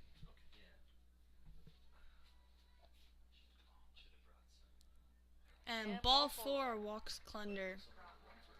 That brings up number 27, Allie Edwards. With a base on balls. 0. Now hitting number 27, the right fielder, Allie Edwards. Now's the time to open it up. Get that in ground. Gapper to right center. Show bunt, foul ball. Didn't do a good job of leveling her bat at all. Probably not used to, terrible. She's actually got more speed. Allie does, yeah. I have a pretty wide field, the entire Yep. field. She puts it in that spot. She'll make it go far. If you're gonna bunt, square away. Klunder at first. And she gets struck out. Oh, in the gap. In between the pitcher and third baseman. That's going to get Allie on first, Klunder on second with no outs. That was bunted right in between third and short. With a bunt single. Moving Klunder over to That's second going to bring base. up Mallory Hoganson with runners on first and second. Catcher Mallory Hoganson. No outs. Well, she did. The first one, she didn't make a good effort. I don't think she was too. If it's a sacrifice punt,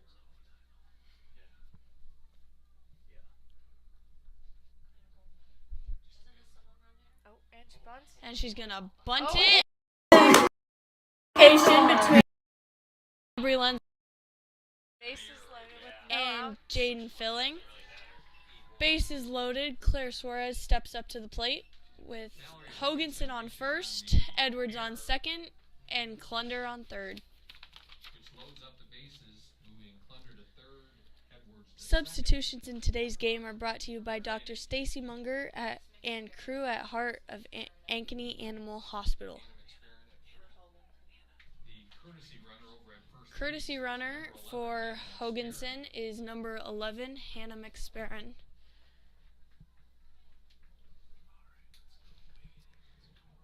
Suarez steps up to the plate with bases loaded, nobody out.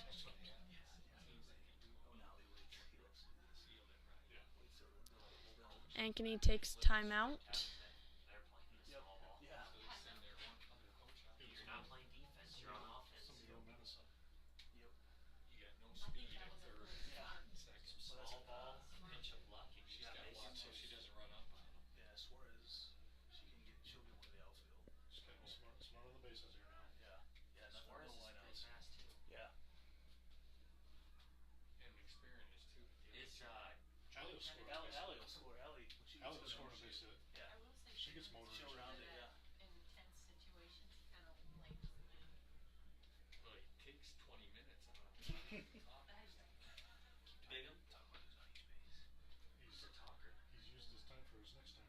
All right, timeout's over. Claire Suarez, number 22, the second baseman. Base is loaded.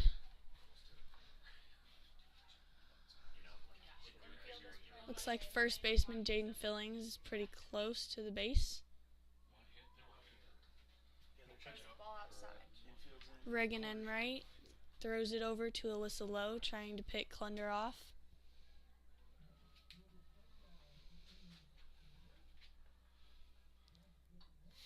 And we got a chopper over, and Allie Edwards is going all the way, and she's going to be tagged out at home.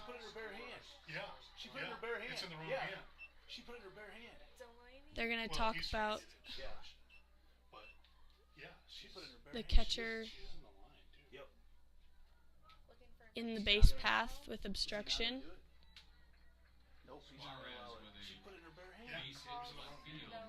All right, Edwards is called out at home. We're at the Clunder scored. We got runners at second and third. Top of the lineup, Peyton Drefke is up to bat.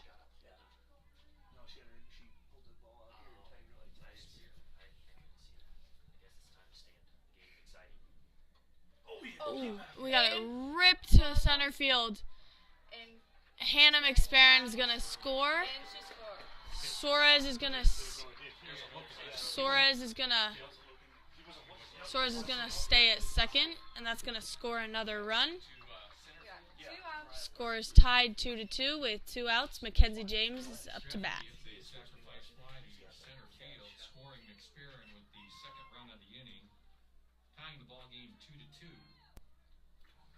Bringing up number 15, the center fielder, Mackenzie James.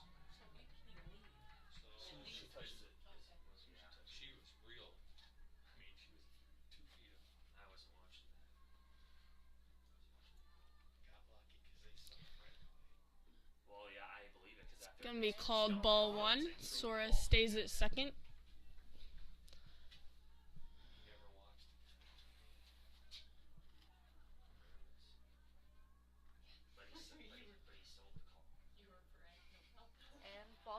Called ball 2. Count is 2-0 with 2 outs. Runner at second. Scores 2-2. No, she tagged the glove at the ball on her own.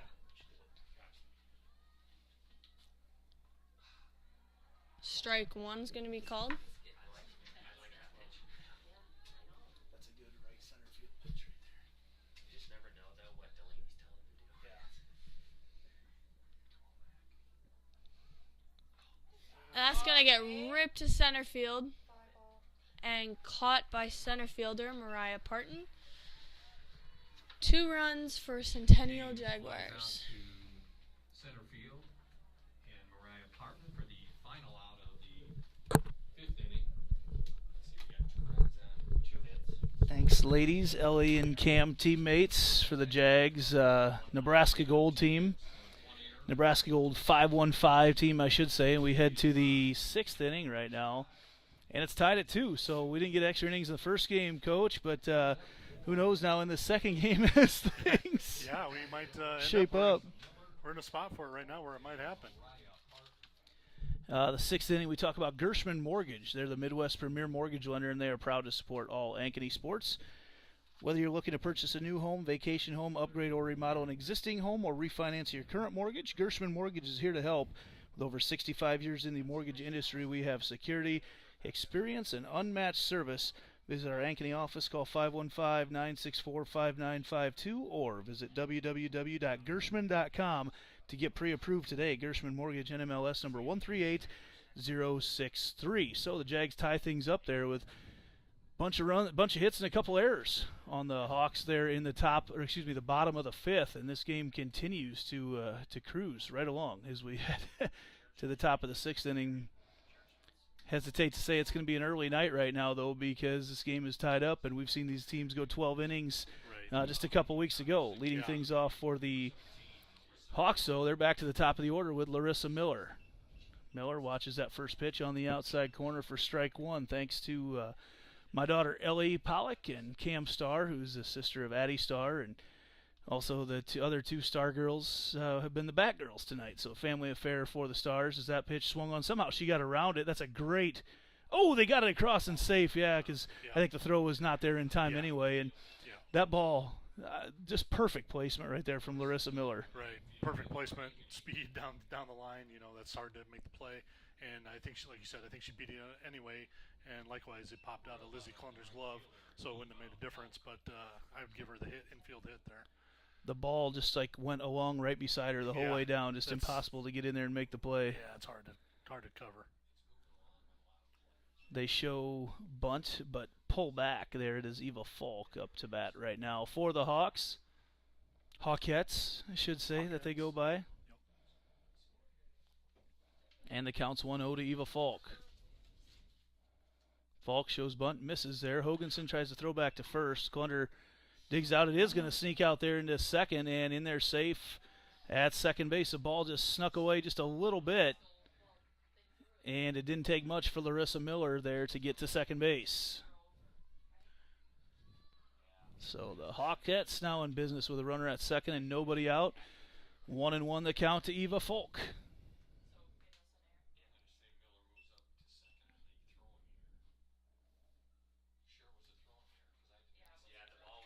They pull back once again. Miller out there bouncing around on the base paths as the Jaguar defense thinking about her quite a bit. Yeah, they're in a situation here where obviously they're going to try to force everything, little small ball action.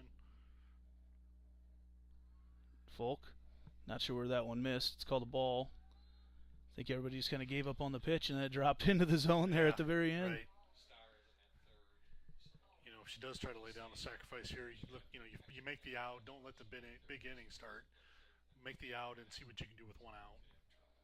Falk gets a hold of that one. Suarez picks it up, throws it over to Klunder for the out. Just exactly what you said. Get that out, and you're going to have to score another one here eventually anyway. So you're probably more than willing to give up. Don't want to give up the big inning right now in favor of getting the out. Yeah, you just don't want to get into where you try to get the lead runner somehow or for some reason, and all of a sudden you're in a first and third, and then you have nobody out.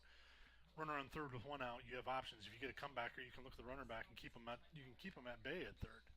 Mariah Parton, first pitch is just a bit outside for ball one. Over on the baseball field, it looks like we're tied at 1 in the top of the second, so quite a ways ahead of the game here on the softball side. That game has been moved over. Klunder takes it off the face. Lizzie Klunder takes a hot ball off the face. We're going to take a timeout as the trainers head out. We'll take a timeout and be back right after this. Centennial Digital, driven by Freedom Tire.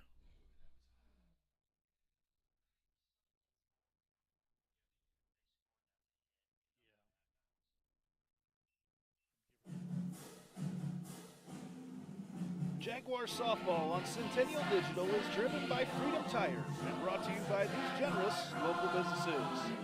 Picturage Fitness, Weicker Realtors, the 515 Agency, Gershman Mortgage, Lane Family Wealth Management, Sinorama Ankeny, Wendy Thompson, an affiliate of Humble Travel, Springer Floor Care, Sonny's Pizza Bistro, Lamberti Goki Lucci Law, and Lincoln Savings Bank, member FDIC.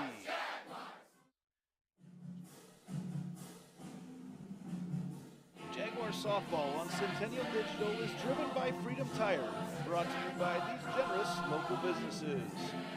Part of Ankeny Animal Hospital, Cabaret Sports Bar and Grill, Ted Sandine Photography, the Ankeny Real Estate Group, U.S. Cellular, Made in the Shade, the Edward Jones Office of Ken Patterson, Smash My Trash, and Semro Family Vision.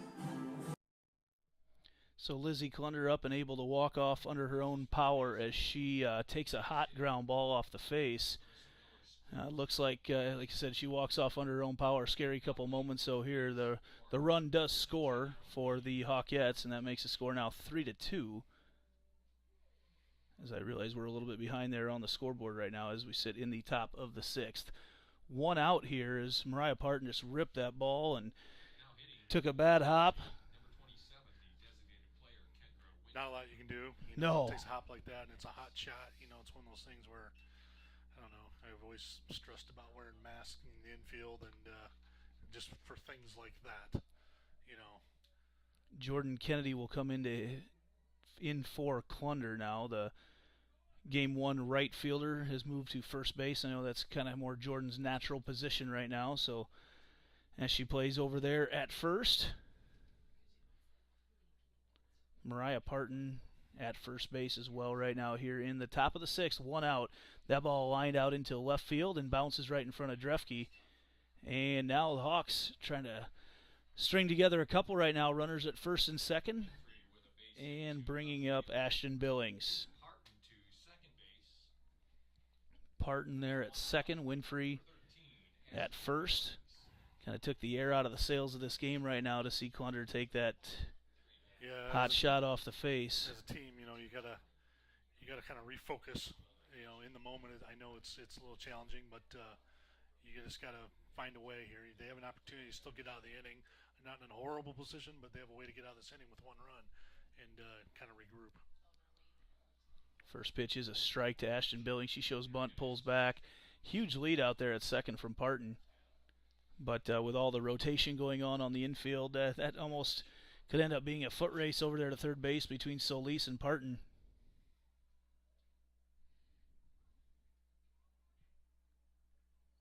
That pitch misses as well, and it's 2-1 the count now to One thing you got to be careful Billings. though is make sure you're playing your position first. Don't take off and try to abandon that position because all of a sudden there's a bigger opening there. Yes, You slap one there's in that already area. a gigantic Yeah. opening up the middle right now. Yeah.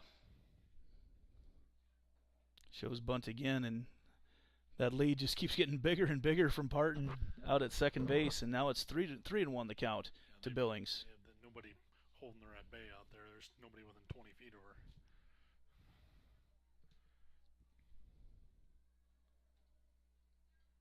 And that's a bunt over there. Morris picks it up, throws to first.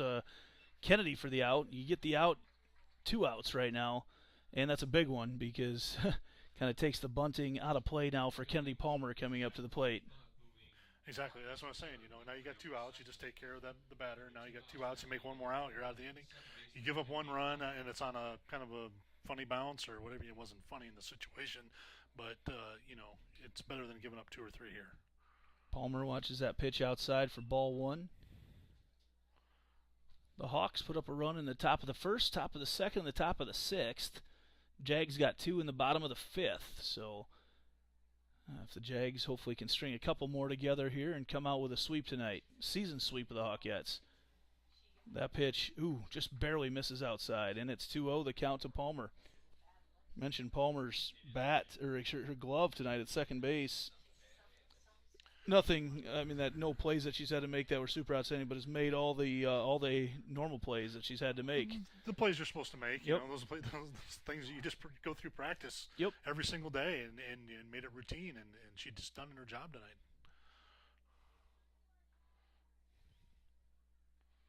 2-1 right now. The count to Palmer. Swung on, that ball lined out into the gap, and Peyton Drefke makes the play. The Jags, I'm going to say, dodge another bullet. They've been staring down the barrel of a multi-run inning for the Hawkettes all night long, and so far none able to come across. We head to the bottom of the 6th. Hawkettes back to a 1-run lead.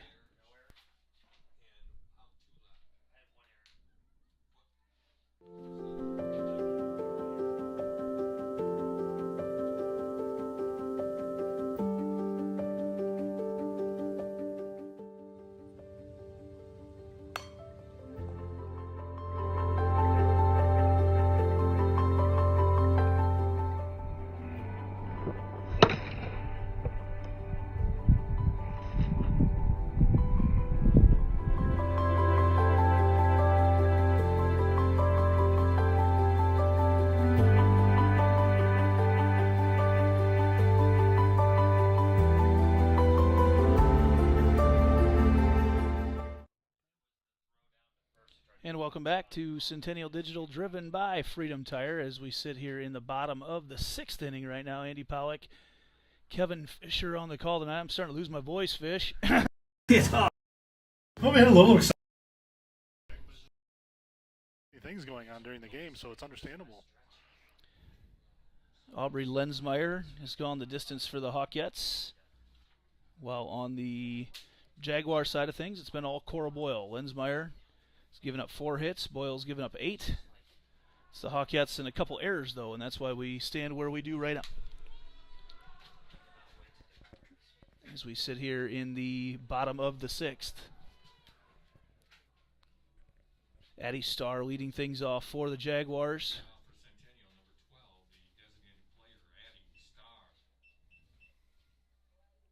He's hitting tonight, not playing in the field in this game, number 2. Watches that first pitch inside for ball number 1. Corners in a little bit. Not sure they need to worry about a bunt right now in this situation for Starr, but you see they're making a big infield with their middle infielders there with Larissa Miller and Kennedy Palmer. Starr actually puts that one right up there, and that's why they make the big one. And the high throw pulls Jaden Filling off the base, and Addie Starr gets credit with the infield hit right there. It was right up the middle. We talked about the big infield. They were kind of a great snag there. It's short to almost make the play at first base by Larissa Miller there. Heart of Ankeny Animal Hospital substitution. Malin Vallejo in to run for Addie Starr. Jag's going to try to manufacture one here, tie things back up in the bottom of the 6th. Sydney Morris coming up to the plate right now. Lauren Solis waiting on deck, and then we'll see. I would imagine we will not see Lizzie Klunder anymore tonight after taking the hard ground ball off the face. Jordan Kennedy did come in for her, so your bat stays pretty good right there. Here's Morris, first pitch. Swung on and popped up, get out of play. Enright gets spun around and catches it, and that's a rough one right there. A little unusual for Sid Morris. She's usually a contact hitter. Somebody's putting the ball in play out in the field somewhere. And I'm sure I know the Hawks will take that one, getting the easy pop-up. Yeah, not able to get the runner move forward. If you're going to get the out, you hope you can at least get the runner to move forward. Exactly right. So Lensmeyer digs in now. She's had a good night against Solis. Solis lays down the bunt, and Solis going to get tagged out at first. Actually, they said safe right away. But she does move the runner on, and now Jordan Kennedy, who's in for Lizzie Klunder, will have a chance to go up against Lensmeyer. I know she's seen a lot of Lensmeyer pitches in the past as well. So cold off the bench is Jordan Kennedy. 2 outs here in the bottom of the 6th. Kennedy first pitch. I think she was expecting anything but a fastball and got the fastball on the first pitch. A little surprise.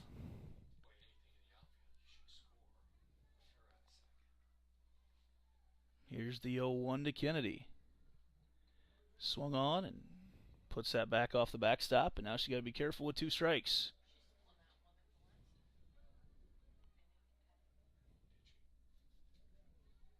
Oh, 0-2 the count right now to Jordan Kennedy.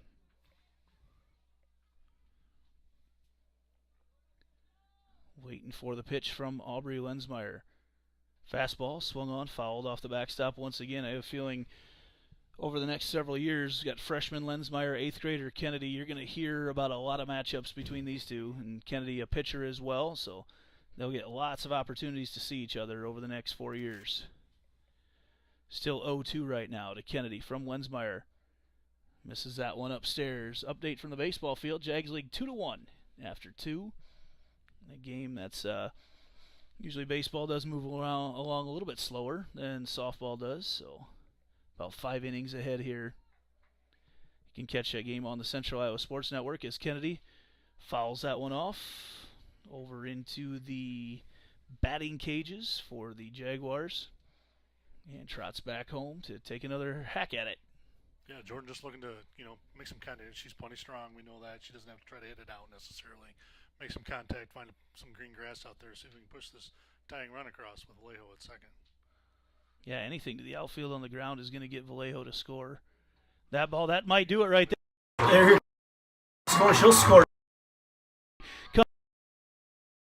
Vallejo is up for the Jags.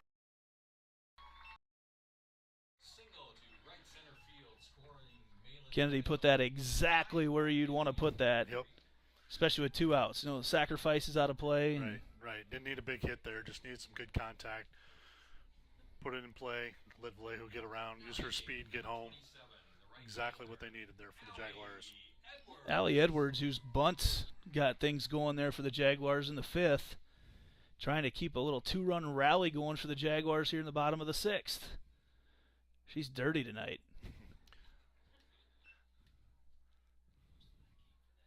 First pitch is a ball. 1-0 the count right now to Edwards. Jordan Kennedy standing over at first.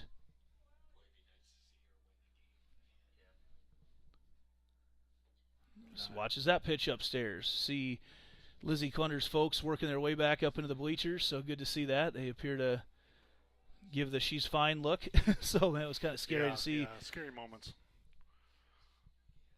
Here's the 2-0 right now to Edwards. Watches that pitch upstairs. You know, she gets a 3-1 right now. I'm almost thinking bunt again. I don't know yet. Can appreciate good patience here by Allie, not getting up there and swinging away just at anything. Find the right one. 3-0 the count to Edwards, and that pitch is inside. Edwards draws the walk. She's pumped up. Mallory Hoganson, the senior, now comes up trying to keep this 2-run rally, 2-out rally going for the Jaguars. Moving Jaden Kennedy to second base. So now we get a conference there by Coach Bingham there in the middle. He's going to talk. We'll take a break as well and be back right after this. This is Centennial Digital, driven by Freedom Tire.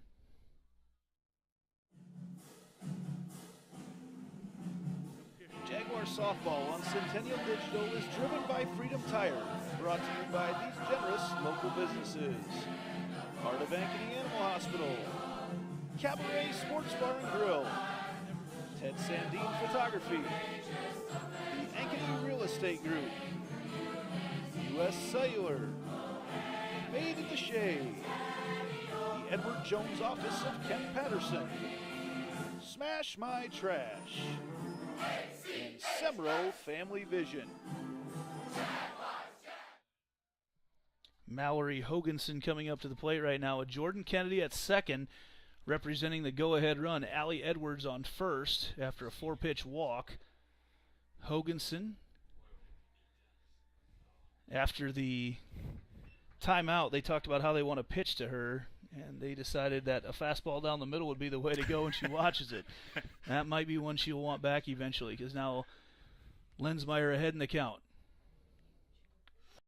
Puts it. It's back and Parton. Oh boy. That fun.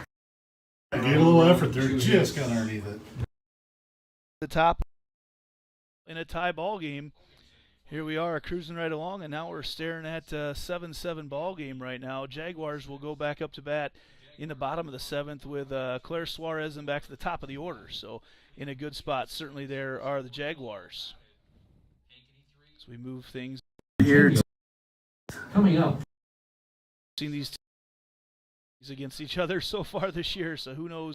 The rest of the night may now the game. Head over to Cabaret Sports Bar and Grill, home of the best wings in town. Summer's a great time to enjoy your patio and catch the game with friends and family. Stop by for lunch anytime to try our huge variety of salads, pizzas, burgers, or their famous tenderloins. Cabaret Sports Bar and Grill. Karaoke tonight. I know there's a bunch of us heading that way after the game as well, so going to enjoy that patio in the shade tonight. Should be a beautiful night for that here. As well, hopefully we get a chance to go in the near future. Who knows right now? things are. We might be here for a little. To extra inning games with these two teams. As the Hawkettes going to head up there with Reagan Enright, so they are at Enright 7-8-9. 7-8-9. So those outs very important right now if Boyle can get them, and maybe the Jags can manufacture one here in the bottom of the 7th. Can't even really call it a back and forth game. It's been the Hawks do this and the Jags equal them. Haven't got that. Right.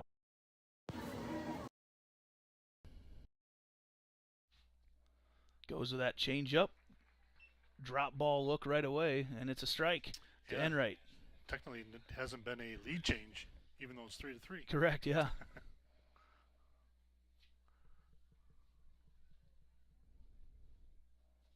Fastball swung on, fouled off, and it's quickly 0-2.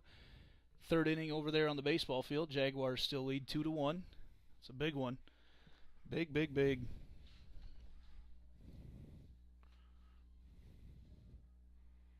And it's 0-2 right now to Reagan Enright. Speaking of big, see if Cora Boyle can get the first out of this inning. Leaves that one high. That is a long strike as that goes off the bottom of the fence, just foul in left field. Made us kind of gasp a little bit there. Yeah. Tonight. Yeah. A little more off the plate on this one here, Cora.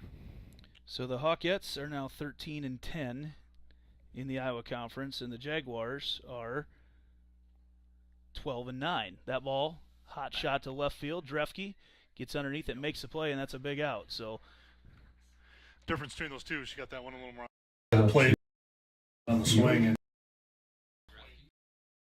previous hit that was foul.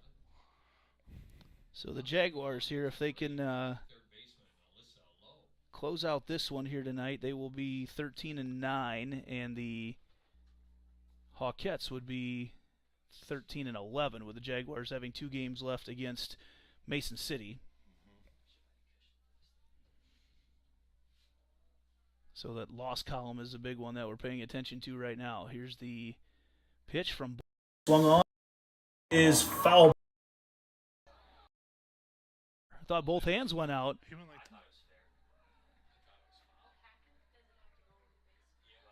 And it was called fair right away. His signal was. Yeah, it looked like he put his hands up, but if he doesn't say anything right now, fans Yelling out. No argument. Interesting for that. I thought some more. Just signal one hand. that pitch in the dirt. Hoganson does a good job keeping. Strikes one out. Lensmeyer. 7th, the go. After a double.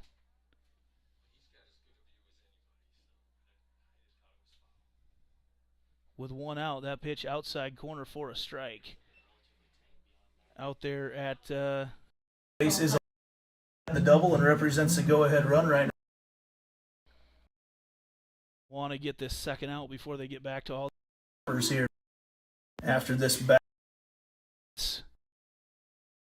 Fastball misses outside, and it's 2-1 to Lensmeyer. My wife just told me that was a foul ball. Okay. He is very. She'll tell you exactly like it. You heard a lot About that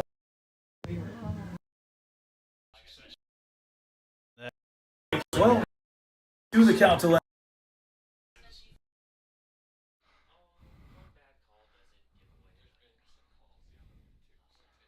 Two and two, the count right. With an out of the 7th. From Boyle. Lined up, and Solis has it, throws it across. Pump fake. Holds. And you meant to pump fake it. Certainly.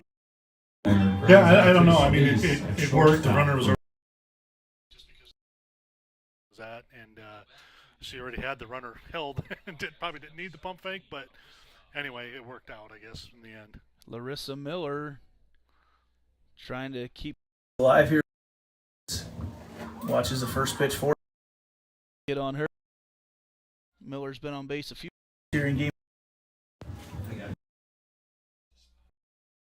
9 hits for the Hawkettes. They've been able to get just 3 runs out of them though, and if we can hold them to that, we will probably win.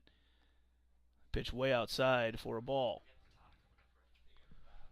1-1 the count right now. The leadoff batter, Larissa Miller, is 3-3 of the go-ahead run is Alyssa Lowe. at second. On count now. That's big as well. Way to get ahead in the count there. Anytime the Jags have needed to play tonight, they've made it. So hopefully they can keep that streak alive right now. Yeah. Just focus, 2 outs, focus on the batter. Everybody's just, that's where your focus is at. Don't worry about the runner, catcher, pitcher. Everybody's got to be in sync. Might see that drop change right now from Boyle on the 1-2. Fastball is ripped up the. Here comes Mackenzie. And nails are at the plate. What a throw by Mackenzie James from the outfield. Came up gunning. They tried to second. Hose as Mackenzie James put that. Don't want to come out, but she was out by so far. No argument there. We're going to move to the bottom. 7th. The Out's going to try to win this. 7th.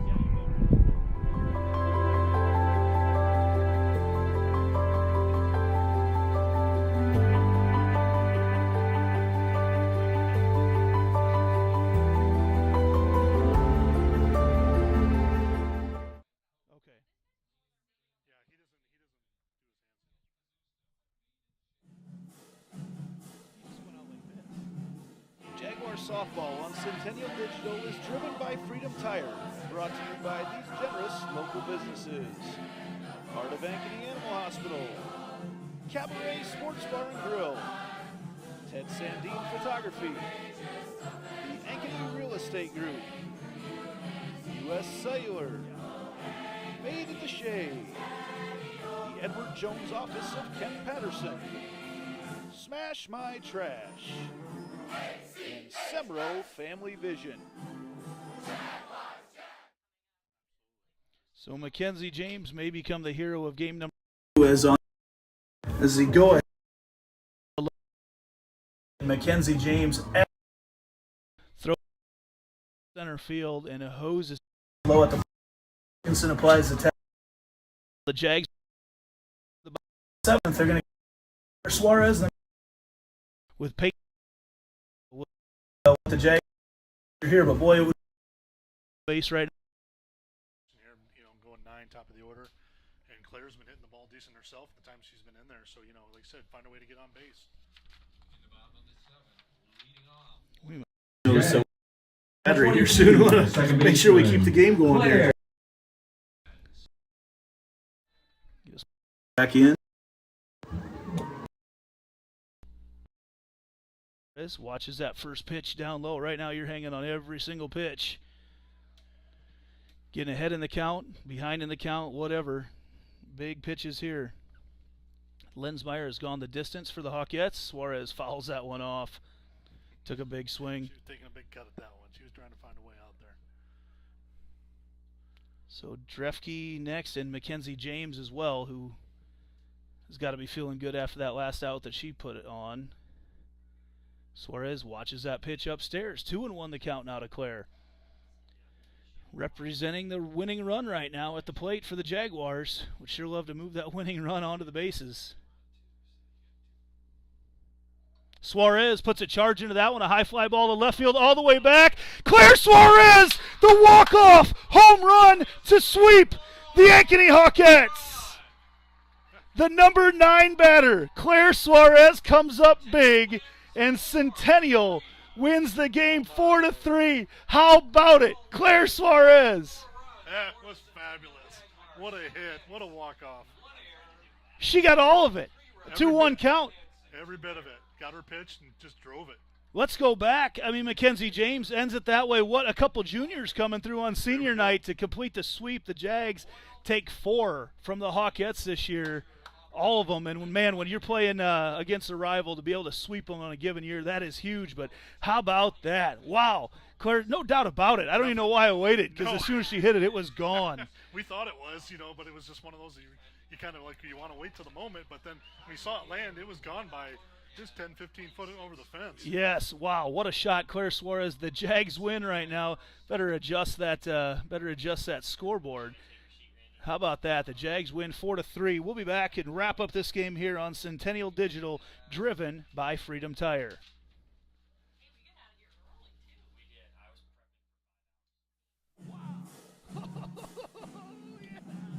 Jaguar softball on Centennial Digital is driven by Freedom Tire and brought to you by these generous local businesses.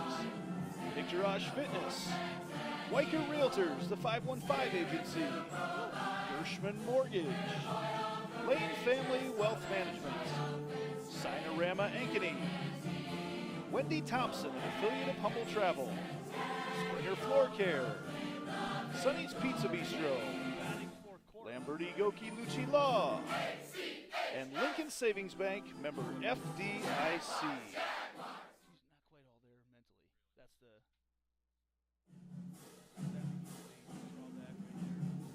Jaguar softball on Centennial Digital is driven by Freedom Tire and brought to you by these generous local businesses.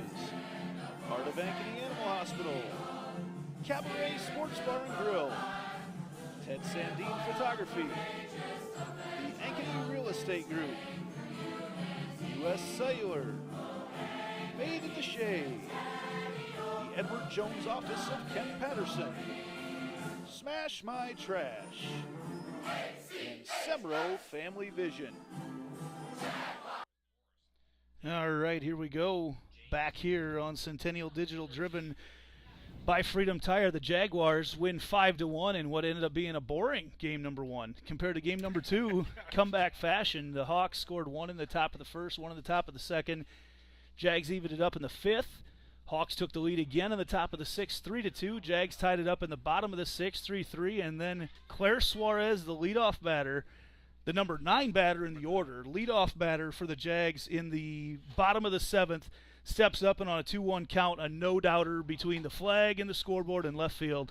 And the Jags complete the season sweep over the rivals, Ankeny Hawkettes. And Fish, you've watched a lot of these games between these two. Weird things happen, but how about the number 9 hitter hitting a walk-off home run? I love it. It was great. Claire stepping in there and just she jumped all over it. Found her pitch on a 2-1 count, and she's underclassmen, and you can see what's in front of the Jaguars here, which makes it even more exciting what they have now, but what they have going forward.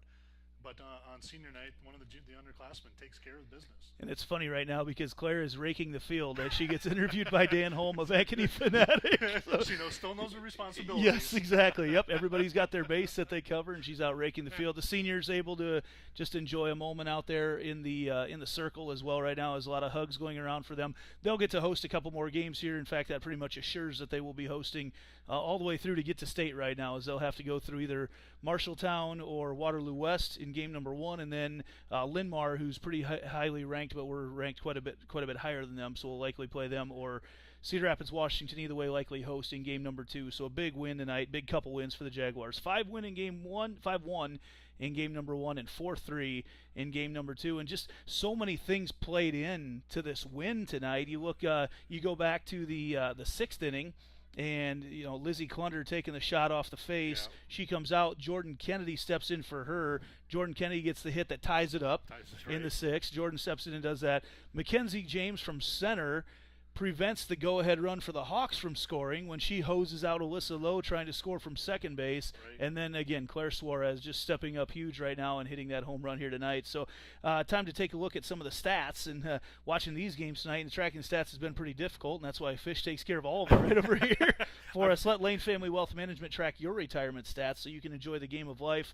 Contact Lane Family Wealth Management at 515-322-7971 and set up your free retirement consultation today. So just looking at some highlights here tonight, Coach, there's been some big ones. I guess, looking back at game number 1, Jaden Stair was outstanding in the circle in game number 1. Did a great job in the circle. She gave a few hits there, kind of maybe had a little bit of a moment there for a second, but, really had a good game. Kept the Hawks at bay a lot of the game. They just never were able to string together many hits. And you mentioned Peyton Drefke as well. A huge game number 1, led off game 2 with a double. Yeah, Peyton Drefke out there in left field. I think she was 3 for 5 on the night is what it ended up being on the night. But a number of catches out in left field that were just fabulous. She kept 2 runs off the board there late in the first game to kind of get that game under from anything big happening, and just you kind of go around the area. You're like, what do you pick? And all these underclassmen are doing it. Sure. Yeah. Yep. Which was great. And Lizzie Clunder. I want to go back to game number 2 in the 6th, or excuse me, in the 5th. Jags put a couple runs on the board. You watched the seniors get it done. You watched Lizzie Clunder and then Allie Edwards and then Mallory Hoganson bunting. Yes. Some power hitters in the lineup. Yeah. They're bunting to move stuff around and then eventually score a couple, and that's what gets them back in. But man, just so many different players stepping up tonight. We do have to choose our Lamberti, Goki, and Lucci Law player of the game. Your local attorneys and the team to fit your legal needs. Reach out to us at LGL Law, 515-964-8777, or online at AnkonyLaw.com. And Fisher's over here throwing some dice right now, seeing who it comes up with. You don't even have to pick one. There's so many tonight. Can I take 2? Let's take 2. I'm going to take Jane Stair in the first game for her pitching effort, and then also Peyton Drefke. That's good, hitting, great choices. Yep. And defense. Both the things that we just talked about they did tonight. They did a fabulous job, and it was a total team effort. But those two probably just maybe stood out consistently a little bit more across the whole night. So the Jags move into a tie. Actually, they will move basically to sole possession of third place with the sweep over the Hawks, 4-0 over the Hawks on the year. A couple big games, 12 innings in the very first game they play this year, and then a walk-off home run in the last game they play this year. And they are not on the same side of the bracket, so they would not see each other until the state tournament. So our next production here on Centennial Digital is going to be late next week. We'll have the boys' first-round game, and I don't remember who that's against, but we'll have it here. Too many other things going on tonight. It's been good. Flip on over. Watch the Jags and Hawks in baseball right now. They're in the 4th inning, tied 2-2. And if the Jags can win that one, they move into, I believe, sole possession of first place for the Iowa Conference as well. So tune on over to that one. That's going on our YouTube channel, Central Iowa Sports Network. So for everyone here tonight that's helped out, Ellie Pollock and Cam Starr, who came up here and did a couple innings. Fish, appreciate having you up here as always. But what a night.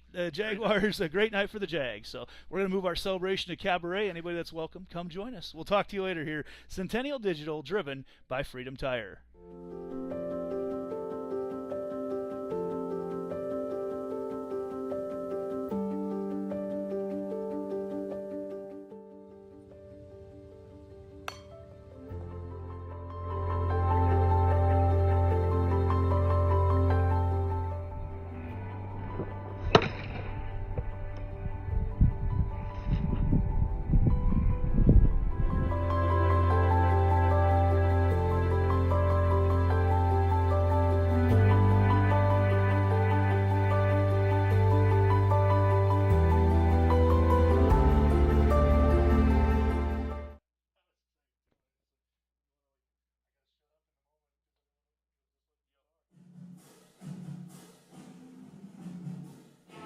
Softball on Centennial Digital is driven by Freedom Tire and brought to you by these generous local businesses.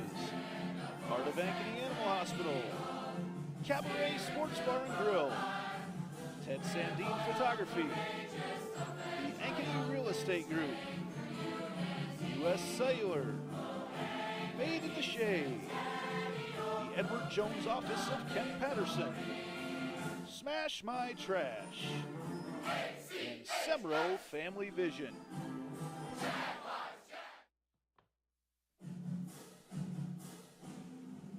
Jaguar Softball on Centennial Digital is driven by Freedom Tire and brought to you by these generous local businesses. Picturage Fitness, Weicker Realtors, the 515 Agency, Gershman Mortgage, Lane Family Wealth Management, Sinorama Ankeny, Wendy Thompson, an affiliate of Humble Travel, Springer Floor Care, Sonny's Pizza Bistro, Lamberti Goki Lucci Law, and Lincoln Savings Bank, member FDIC.